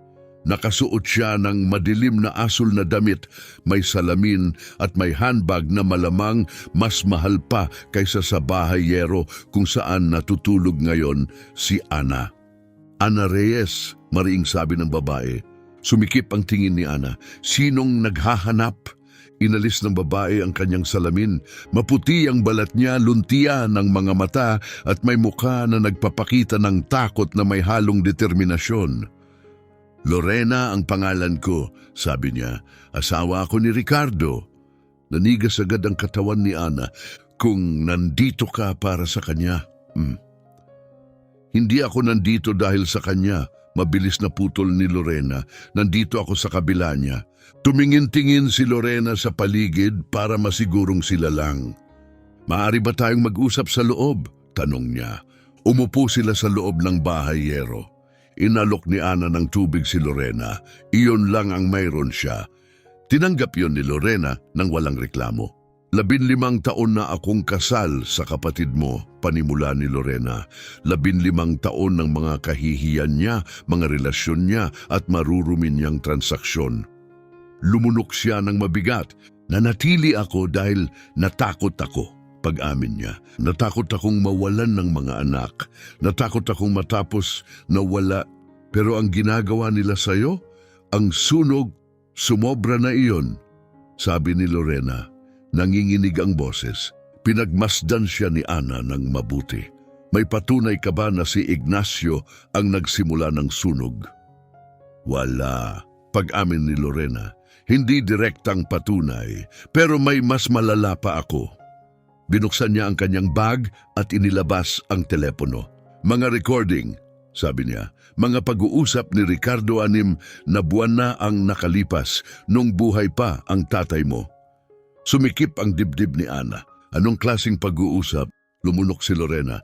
Nakipag-usap siya sa isang doktor. Gusto niyang pabilisin ng mga pangyayari. Gusto niyang mamatay ng mas maaga ang tatay mo para makuha na niya ang mana. Napigil ang hininga ni Ana. Ibig mong sabihin, tumanggi ang doktor. Mabilis na sabi ni Lorena. May mga panahong gumaling pa ang tatay mo at kalaunan ay natural na namatay makalipas ang ilang buwan.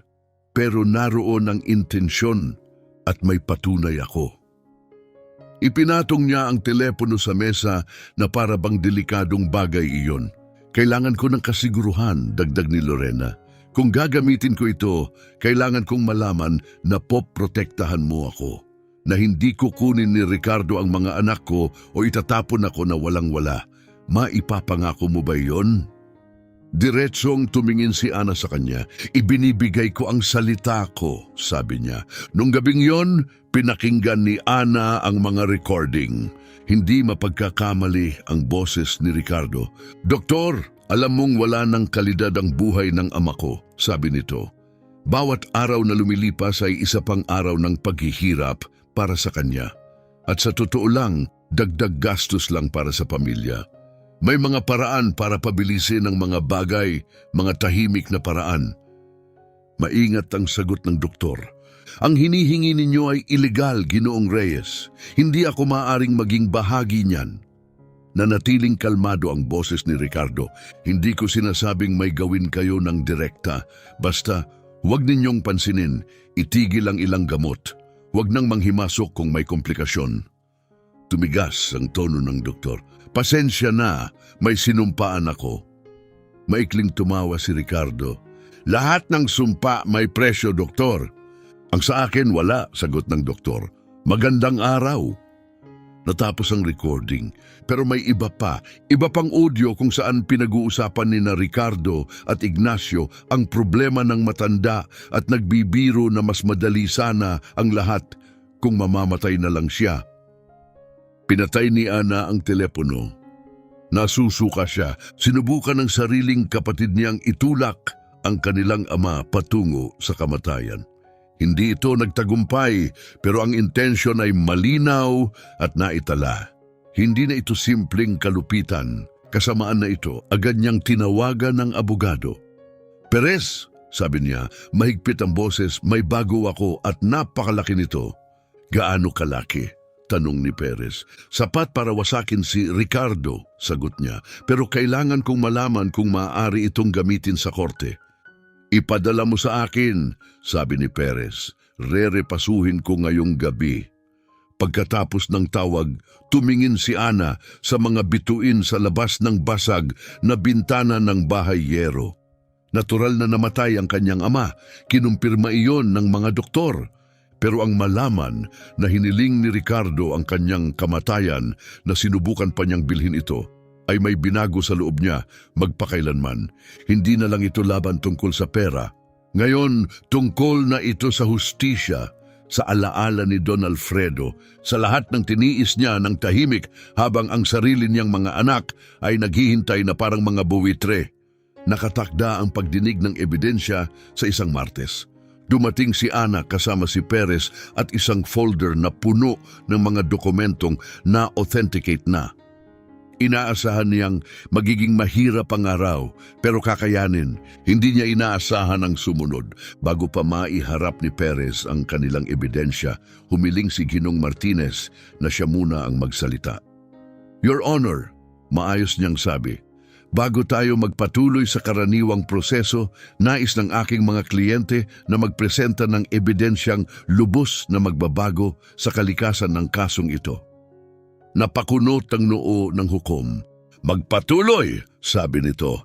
Naglabas si Martinez ng dokumento mula sa kanyang briefcase at iniabot sa court clerk. Ang hawak ninyo ay isang DNA analysis na isinagawa ng Specialized Medical Laboratory of Guadalajara, anunsyo ni Martinez. Ipinapakita ng resulta na si Miss Ana Reyes ay walang genetic na pagkakatulad sa yumaong si Don Alfredo Reyes. May umugong sa buong silid, parang nawala ang sahig sa ilalim ng paa ni Ana. Ibig sabihin, pagpapatuloy ni Martinez, bahagyang nakangiti, ang nasasakdal ay hindi biolohikal na anak ng testator. Sa makatuwid, walang bisa ang anumang mana na inaangkin niya. Wala siyang dugong koneksyon sa pamilyang Reyes. Ngumiti si Fernanda sa kanyang upuan. Tumango si Ricardo na para bang matagal na niyang hinihintay ang sandaling ito. Hinampas ni Ignacio ang mesa na tila nagdiriwang ng tagumpay. Agad na tumayo si Perez. Tutol, mariin niyang sabi, hindi ito ibinahagi sa depensa. Wala kaming pagkakataong mapatunayan ng pagiging tunay nito. Nanatiling kalmado si Martinez. Maayos na sertipikado ang report, sagot niya. Malaya ang depensa na i-verify ito, pero malinaw ang resulta. Maingat na sinuri ng hukom ang papel, pagkatapos ay tumingin siya diretso kay Ana. Miss Reyes, sabi niya, may nais ka bang sabihin? Binuksan ni Ana ang kanyang bibig, pero walang salitang lumabas. Lahat ng ipinaglaban niya, lahat ng binuo niya, parang nakasabit ngayon sa isang manipis na sinulid. Mabilis na pumagitna si Perez. Your Honor, humihiling kami ng recess upang masuri ang umano'y ebidensyang ito. Nag-isip sandali ang hukom. Pinagbibigyan, sabi niya, 1 oras. Lumabas si Ana ng silid ng hukuman, nanginginig ang mga binti. Imposible ito, bulong niya. Siya ang tatay ko. Mahinang nagsalita si Perez, ngunit kontrolado. Makinig ka sa akin. Maaring pekein ang DNA test, lalo na kung may sapat na pera. Kailangan nating suriin ang laboratorio, ang chain of custody, kung saan nanggaling ang sample. Sabihin mo sa akin, nagpa-DNA test ka na ba noon? Hindi, sagot ni Ana. Kung ganoon, paano nila nakuha ang DNA mo? Napatigil si Ana. Isang alaala ang tumama sa kanya. 3 buwan na ang nakalipas sa ospital. May nurse na kumuha ng dugo niya para raw sa routine tests. At naroon si Ricardo noong araw na yon. Nakita ni Perez ang pagbabago sa kanyang mukha. Hahamunin natin ito, sabi niya, ng buong lakas. Pero kung totoo ang resulta, hindi niya tinapos ang pangungusap. Kung totoo, dagdag niya, magiging mas komplikado ang posisyon mo sa batas. Hindi imposible, pero komplikado. Umikot ang isip ni Ana, ang talaarawan ng kanyang ama, ang nakatagong katotohanan tungkol kay Fernanda, ang napunit na pahina, ang tunay na ama ay... Paano kung ang digmaang sinimulan ng kanyang mga kapatid ay maglalantad ng katotohanang mismong si Don Alfredo ang naglibing? Itinaas ni Ana ang kanyang baba at itinuwid ang likod. Gusto nilang questionin ang pagkakakilanlan ko? Mahina, ngunit matigas niyang sabi. Sige, tumalim ang kanyang mga mata. Questionin natin ang pagkakakilanlan ng lahat. Maikling tumango ang hukom. Pinagbibigyan, magpapatuloy tayo sa loob ng 1 linggo. Lumabas si Ana sa hukuman nang hindi man lang tinitingnan ang kanyang mga kapatid. Hindi niya kaya. Ayon sa dokumento, hindi siya anak ng kanyang ama. At kung totoo yon, mawawala sa kanya ang lahat. Sa loob ng 3 gabi, hindi siya nakatulog. Nakahiga siya, nakatitig sa bubong na yero. Inuulit sa isip ang bawat alaala kasama si Don Alfredo. Mga linggo, sa rancho nung bata pa siya. Mga hapon nakatabi niya ito, tinutulungan sa mga talaan habang walang ibang nagmamalasakit na matuto. Mahahabang gabi sa ospital, marahang kumakanta para makatulog ito. Wala ba yung ibig sabihin, hindi ba talaga siya anak nito? Sa 3 araw, tumawag si Perez. May nahanap ako tungkol sa laboratoryong nagsagawa raw ng DNA test. Agad niyang sabi. Ano ang nahanap mo? Tensyonado ang boses ni Ana. Nagsara na yon, 2 taon na ang nakalipas. Ang may-ari ay kasalukuyang nakakulong dahil sa pandaraya. Nagpeke siya ng mga medical report para sa sino mang handang magbayad. Parang ngayon lang muling nakahinga si Ana ng maluwag. Ibig sabihin, peke ang dokumento. Malaki ang posibilidad, sagot ni Perez. Pero kailangan pa rin natin ng patunay. Inaayos ko na ang panibagong DNA test sa isang laboratoryong sertipikado ng gobyerno. Hindi iyon maaaring questionin. Gaano katagal? Hindi bababa sa 2 linggo. Hanggang doon, mananatili tayong kalmado. Pagkababa ng tawag, naglakad si Ana papunta sa kwadra. Tahimik na nagpapahinga si Reyna. Naghihilom na ang mga paso nito pero malinaw na ang mga peklat. Permanenteng marka ng kung ano ang kaya ng kanyang mga kapatid. Pinili ako ng tatay ko, bulong niya. Iniwan niya ito sa akin dahil alam niya kung sino ako. Walang peking papel ang makakapagbago niyan. Ngunit may maliit na pagdududa pa ring unti-unting lumalaki sa loob niya. Paano kung totoo ang dokumento? Paano kung itinago rin ng kanyang ama ang katotohanan iyon? May isang paraan lang para makasiguro. Kailangan niyang balikan ang tala-arawan. Ginugol ni Ana ang maraming oras sa muling pagbabasa ng bawat pahina. Hinahanap niya ang anumang linyang malinaw na nagpapatunay na siya ang biolohikal na anak nito.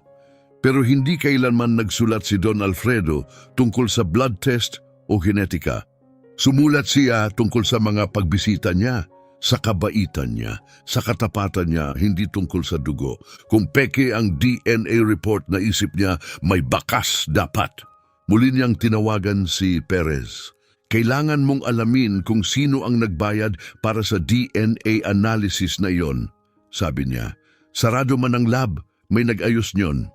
Ibig sabihin, susundan natin ang mga record sa pananalapi, babala ni Perez. Gawin mo, matatag niyang sagot. Ano man ang gastos. Pagkaraan ng 3 araw, tumawag si Perez. Nahanap ko ang daloy ng pera, sabi niya. Ang bayad ay galing sa isang corporate account na may pangalang Distribuidora La Herradura S.A. May ibig bang sabihin yun sa'yo? Shell Company iyon, dahan-dahang sagot ni Ana. Pero ang legal representative ay konektado kay Martinez. May iba pa, dagdag ni Perez. Ang account na iyon ay nakatanggap ng transfer ilang araw bago iyon mula sa isa pang kumpanya, Caballos del Valle. Bumigat ang dibdib ni Ana. Kumpanya iyon ni Fernanda, mahina niyang sabi. Eksakto, pinondohan ng kapatid mo ang peking DNA report para agawin sa iyo ang mana. Kumpleto ang financial record natin. Pumikit si Ana. Fernanda. Palaging si Fernanda ang pinakamatinding galit sa kanya, ang hindi kailanman nagpalampas ng pagkakataong ipahiya siya. At ngayon, gumawa na ito ng krimen para wasakin siya. Magagamit ba natin ito sa korte? Tanong ni Ana. Oo, sagot ni Perez, pero may isa pa. Ano na naman? Habang iniimbestigahan ko ang mga kumpanya ni Fernanda, may nakita akong maraming irregularidad. Mga kahina-hinalang transfer, mga nakatagong account. Tama ang ama mo sa tala-arawan, matagal na siyang nagnanakaw at may iniwan siyang bakas na akala niya'y hindi mapapansin. Nung gabing yon, binalikan ni Ana ang itim na kwadernong balat. Ilang beses na niya itong nabasa pero may pakiramdam siyang may kulang pa. Maingat palagi ang kanyang ama. Kung may iniwan itong ebidensya, hindi iyon kalahati. Pinagmasdan niya ang pabalat. Luma at bahagyang baluktot na ang balat. Habang hinihimas niya ang panloob na gilid, may naramdaman siyang kakaiba. Parang may hindi pantay na kapal sa pagitan ng balat at karton. Maingat gamit ang maliit na kutsilyo sa kusina, tinuklap niya ang panloob na lining. May nakatagong 3 nakatiklop na papel na nanilaw na sa loob. Nanginginig ang mga kamay niya habang binubuksan ang una. May petsa itong 40 taon na ang nakalipas. Bata at matatag pa ang sulat kamay. Ngayon ko nakumpirma ang matagal ko nang hinala. Hindi ko anak si Fernanda. Isinagawa ko ang test ng palihim noong 2 taong gulang siya. Malinaw ang resulta. Nagkaroon ng relasyon si Florencia habang ako'y nasa biyahe. Ang lalaki ay si Salvador Santos, ang katiwalang nagtrabaho rito bago si Diego. Napahinto si Ana sa paghinga, nagpatuloy ang liham. Hinarap ko si Florencia, umiyak siya at nagmakaawa. Sinabi niyang pagkakamali iyon at hindi na niya muling nakita ang lalaki. Pinili kong paniwalaan siya, o marahil pinili ko ang kapayapaan. Nanatili ako, pinalaki ko si Fernanda na parang akin. Pinatalsik ko si Salvador at binayaran ko siyang umalis ng estado. Hindi ko na muling binanggit ang bagay na ito. Ang ikalawang pahina, 20 taon ang lumipas, lumaki si Fernanda nang hindi alam ang katotohanan. Tinrato ko siya tulad ng iba, marahil mas mabuti pa, dahil mabigat ang konsensya. Ngunit pinili niya ang kanyang landas, hindi dugo ang nagtatakda ng kapalaran, mga pagpili ang gumagawa niyon. Ang ikatlong pahina ay mas bago, mahina at hindi pantay ang sulat. Kung binabasa ito ni Ana, ibig sabihin, nagtagumpay ang plano ko. Inalagaan niya si Reyna at natagpuan ang itinago ko para sa kanya. Lumabo ang paningin ni Ana dahil sa luha. Gusto kong malaman mo, anak, na hindi ko kailanman pinagdudahan na ikaw ay akin. Mula sa araw na isinilang ka, nakita ko sa mga mata mo ang kabaitang nakita ko rin sa aking ina. Ikaw ang dugo ko, ang tunay kong pamana. Hindi alam ni Fernanda ang katotohanan at marahil hindi na niya dapat malaman. Iniiwan ko sa iyo ang desisyong iyon. Ngunit kung susubukan kanyang wasakin, kung susubukan niyang agawin ang nararapat sa iyo, gamitin mo ang katotohanan ito. Hindi bilang paghihiganti, kundi bilang depensa. Magkaiba ang dalawa. Namatay si Salvador Santos 10 taon na ang nakalipas sa isang aksidente sa kalsada. Isinama niya ang lihim sa libingan, ngunit itinago ko ang orihinal na DNA report. Nasa safe iyon sa opisina ko, ang safe na pinaniniwalaan ng lahat na walang laman. Ang kombinasyon ay ang petsa ng kapanganakan mo. Natapos magbasa si Ana at nanatiling nakaupo ng matagal. Alam ng kanyang ama ang lahat. Dinala niya ang lihim sa loob ng 40 taon para protektahan ang pamilyang hindi naman karapat-dapat. At sa huli, ibinigay niya kay Ana ang lahat ng kailangan upang ipagtanggol ang sarili. Salamat, Dad, bulong niya sa mga pahinang na bahira ng luha. Hindi kita bibiguin. Kinabukasan bumiyahe si Ana papunta sa pangunahing hasyenda. Alam niyang wala roon ang kanyang mga kapatid. May mga business meeting si Ricardo sa Guadalajara tuwing Martes ng umaga. Karaniwang nasa kulungan ng mga toro si Ignacio sa oras na iyon. At halos hindi dumarating si Fernanda sa hasyenda bago magtanghali. Alam ni Ana na halos walang tao sa bahay. Pumasok siya sa service door na palaging iniiwang hindi nakalock. Sumalubong sa kanya ang amoy ng lumang kahoy at pinakintab na sahig, amoy ng pagkabata, ng mga linggo.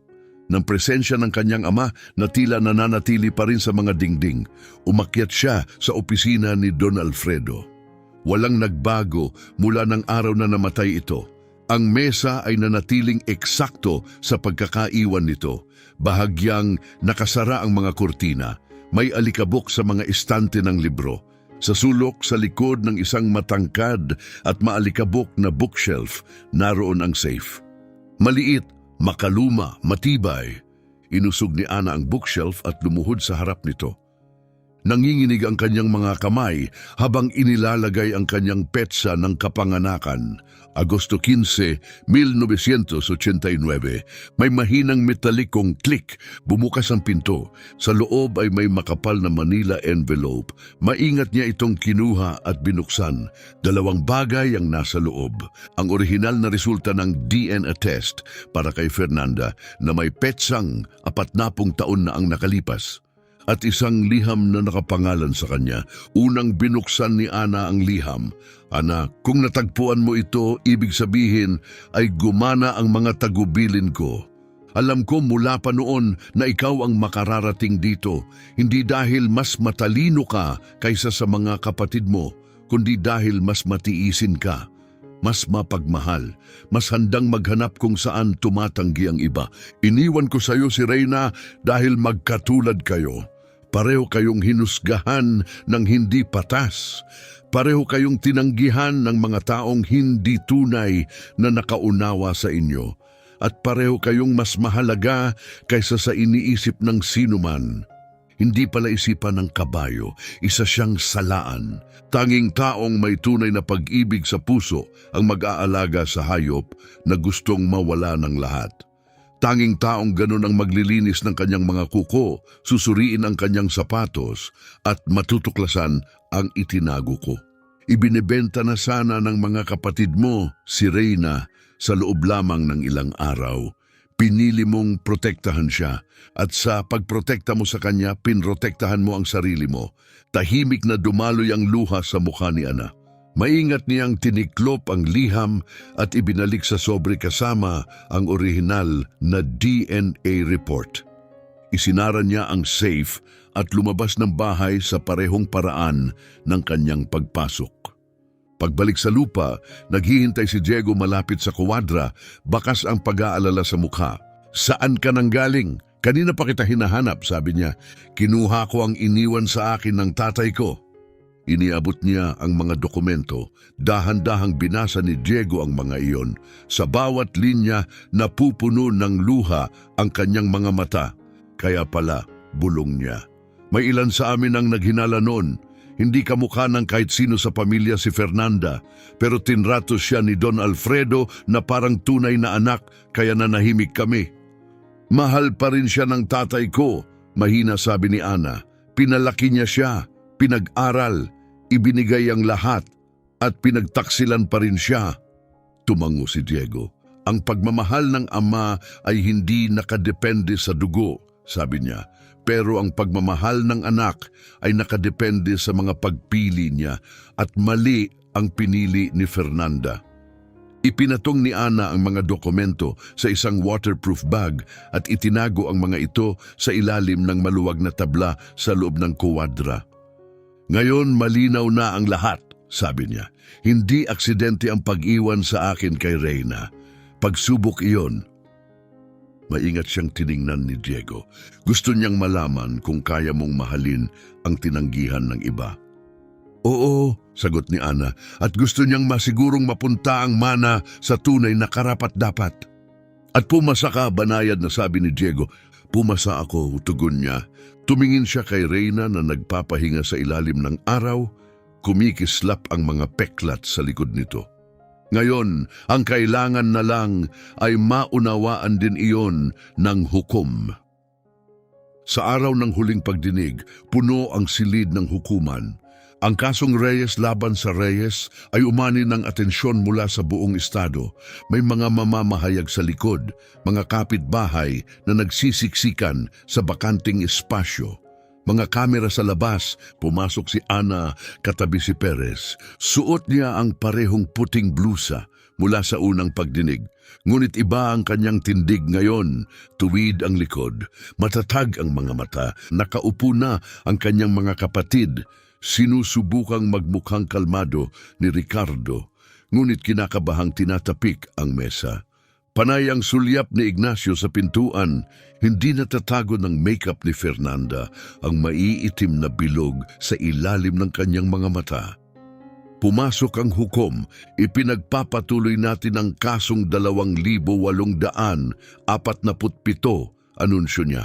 Humiling ang depensa na magpresenta ng bagong ebidensya, magpatuloy. Tumayo si Perez. Your Honor, sa nakaraang pagdinig, nagpresenta ang nagsasakdal ng DNA analysis na kumukwestiyon sa pagkakakilanlan ng aking kliyente. Inimbestigahan namin ang dokumentong ito at natuklasan naming ito ay peke. Agad na tumayo si Martinez. Walang basehan ng paratang na iyan. Hindi, kalmadong sagot ni Perez. Iniabot niya ang isang folder sa clerk. Ang laboratoryong sinasabing nagsagawa ng analisis ay nagsara 2 taon na ang nakalipas. Ang may-ari nito ay kasalukuyang nakakulong dahil sa pamemeke ng medical reports. Mayroon din kaming banking records na nagpapatunay na ang bayad para sa peking analysis ay nagmula sa kumpanyang kontrolado ni Mrs. Fernanda Reyes. Umugong ang bulungan sa silid. Namuti ang mukha ni Fernanda. Nagpatuloy si Perez. Bukod dito, hinihiling namin sa hukuman na isaalang-alang ang resulta ng bagong DNA analysis na isinagawa ng National Forensic Genetics Laboratory, sertipikado ng Ministry of Health. Nasa selyadong sobre ang resulta. Iniabot niya iyon sa hukom. May pagtutol ba ang nagsasakdal? Tanong ng hukom. Tumingin si Martinez kay Ricardo. Bahagyang umiling si Ricardo na walang pagtutol, Your Honor. Inihanda ng hukom ang pagbukas ng sobre. Ngunit muling itinaas ni Perez ang kanyang kamay. Your Honor, bago basahin ang resulta, may isa pa kaming saksi na mahalaga upang maipakita ang pattern ng pag-uugali. Tumaas ang kilay ng hukom. Sino ang saksi? Si Lorena Reyes, asawa ni Ricardo Reyes. Biglang tumayo si Ricardo. Tutol, hindi maaaring tumestigo ang asawa ko laban sa akin. Hindi saklaw ng spousal privilege ang mga kasong may kinalaman sa pandaraya o seryosong kriminal na paratang. Mahinahong sagot ni Perez. Kusang loob siyang narito. Sandaling nag-isip ang hukom, tinatanggap ang testimonya, papasukin ang saksi. Pumasok si Lorena mula sa gilid na pinto. Iniwasan niya ang tingin ni Ricardo habang papalapit sa witness stand. Nanginginig ang kanyang mga kamay, ngunit matatag ang kanyang boses nang manumpa siya. Mrs. Reyes, panimula ni Perez, ilarawan ninyo ang mga pag-uusap na narinig ninyo sa pagitan ng inyong asawa at ng iba hinggil sa yumaong si Don Alfredo Reyes. Huminga ng malalim si Lorena. Nakipag-usap ang asawa ko sa isang doktor, 6 na buwan, bago namatay ang biyenan ko. Inalok niya ito ng pera upang pabilisin ang kanyang kamatayan. Tumanggi ang doktor, nirecord ko ang pag-uusap. Sumabog sa kaguluhan ng silid. Sumigaw si Ricardo na kasinungalingan iyon. Sinubukang tumayo ni Ignacio ngunit pinigilan ng mga court officer. Nanatiling hindi gumagalaw si Fernanda, walang kulay ang mukha. Nasa akin ang mga recording, matatag na sabi ni Lorena. Ipinapakita nilang tinangka ng asawa ko na pabilisin ang kamatayan ng sarili niyang ama para mas maagang makamana. Paulit-ulit na hinampas ng hukom ang martilyo. Kaayusan sa hukuman. Nang tuluyang tumahimik ang lahat, diretsong tumingin ang hukom kay Ricardo. Napakaseryoso ng mga paratang na ito, malamig niyang sabi. Ipagpapatuloy natin sa resulta ng DNA at saka tatalakayin ang bagong testimonya. Dahan-dahang binuksan ng hukom ang sobre. Tahimik ang buong silid. Naririnig ni Ana ang sariling tibok ng puso. Nagsimula siyang magbasa ng malakas. Ang resulta ng DNA analysis na isinagawa ng National Forensic Genetics Laboratory, sertipikado ng Ministry of Health, ay ang mga sumusunod. Nagpatuloy ang hukom sa pagbasa, kalmado at opisyal ang tinig. Ana Reyes, genetic compatibility kay Alfredo Reyes ay kumpirmado sa 79.77%. Konklusyon, napatunayang biolohikal na ugnayang ama-anak na babae. Parang biglang bumalik ang hangin sa baga ni Ana na parabang ilang linggo siyang nalunod at bago pa niya mapigilan ang sarili, bumuhos ang luha sa kanyang pisngi. Anak siya, palagi siyang naging anak, ngunit hindi pa tapos ang hukom. Fernanda Reyes, genetic compatibility kay Alfredo Reyes, 0%. Konklusyon, walang umiiral na biolohikal na ugnayan sa pagitan ng mga partido. Ang sigaw ni Fernanda ay pumunit sa katahimikan ng silid na parang talim. Tumayo siya ng sobrang bilis, halos matumba ang kanyang upuan. Basag ang mukha niya, baluktot sa gulat at galit.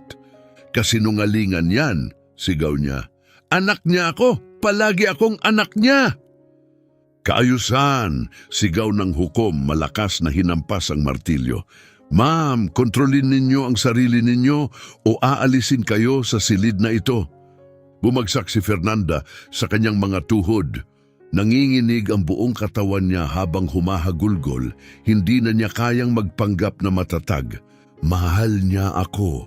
Paulit-ulit niyang iyak. Tinrato niya akong tulad ng iba. Hindi niya sinabi. Tahimik na nakatingin sina Ricardo at Ignacio, pilit inuunawa ang narinig nila. Ang kapatid nilang laging mataas ang tingin sa sarili, laging mapanghusga, hindi pala dugo ng kanilang ama. Naghintay ang hukom habang tinulungan ng mga guwardiya si Fernanda na makabalik sa upuan. Batay sa lahat ng ebidensyang iniharap, anunsyo ng hukom, ipinapasya ng hukuman na ibinasura ang paratang ng pandaraya laban kay Ana Reyes. Ang mga ari-ariang kabilang sa kumpanyang El Legado del Valle ay legal na pag-aari ni Miss Reyes. Huminto siya sandali, hinayaan ang mga salita na tumimo. Bukod dito, iniuutos ng hukuman ang pagbubukas ng kriminal na investigasyon laban kina Ricardo Reyes, Ignacio Reyes at Fernanda Reyes para sa mga krimeng pamimiki ng dokumento, procedural fraud at tangkang pagpatay. Tumigas ang kanyang tono. Sila ay ikukulong hanggang matapos ang investigasyon. Lumapit ang mga court officer. Nagsimulang sumigaw si Ricardo, hinihinging tawagan ang abogado niya. Nanlaban si Ignacio, nagpupumiglas habang hinahawakan siya ng mga guwardya.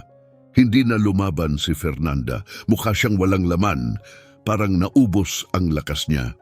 Pinanood ni Ana silang isa-isang kinukuhanan ng posas at inilalabas. Hindi siya nakaramdam ng saya, hindi siya nakaramdam ng tagumpay. Tanging isang malalim at tahimik na kawalan sa lugar kung saan matagal nang naninirahan ang sakit. 3 buwan ang lumipas, nakaupo si Ana sa tabi ni Reina sa rancho na ngayon ay kanya na. Tapos na ang mga legal na laban. Haharap sa mga kasong kriminal sina Ricardo at Ignacio na malamang ay magpapakulong sa kanila ng maraming taon. Naglaho si Fernanda mula sa estado, hindi kayang harapin ang katotohanan kung sino siya. Nanatili si Diego sa tabi ni Ana, hindi na lang bilang manggagawa, kundi pamilya sa lahat ng bagay na mahalaga. Natanggap ni Lorena ang proteksyong ipinangako ni Ana at nagsisimula na siyang muli kasama ang mga anak, malayo sa anino ni Ricardo. Ngunit may isang bagay pa si Ana na hindi nagagawa, isang bagay na itinabi niya hanggang sa tuluyan nang matapos ang lahat. Kinuha niya ang tala-arawan ng kanyang ama at binuksan sa huling pahina, ang pahinang tinanggihan niyang basahin hanggang ngayon. Nanginginig ang sulat kamay ni Don Alfredo na para bang isinulat niya ang mga salitang iyon sa mga huling araw niya. Ana, kung binabasa mo ito, anak, ibig sabihin nagawa mo ang inaasahan ko. Inalagaan mo si Reina ng walang ibang gagawa, natagpuan mo ang itinago ko. Hinarap mo ang mga kapatid mo at nanalo ka. Pero gusto kong malaman mo ang isa pa, isang bagay na hindi ko kailanman sinabi kahit kanino. Noong 3 taong gulang ka at na-diagnose ka ng mga doktor sa lagnat na yon, sinabi nilang hindi ka mabubuhay. 3 gabi akong nagdasal sa ospital sa unang pagkakataon sa buong buhay ko. Nangako ako sa Diyos na kung ililigtas ka niya, gugugulin ko ang natitira kong mga araw sa pagprotekta sa iyo. Nabuhay ka at tinupad ko ang pangako ko.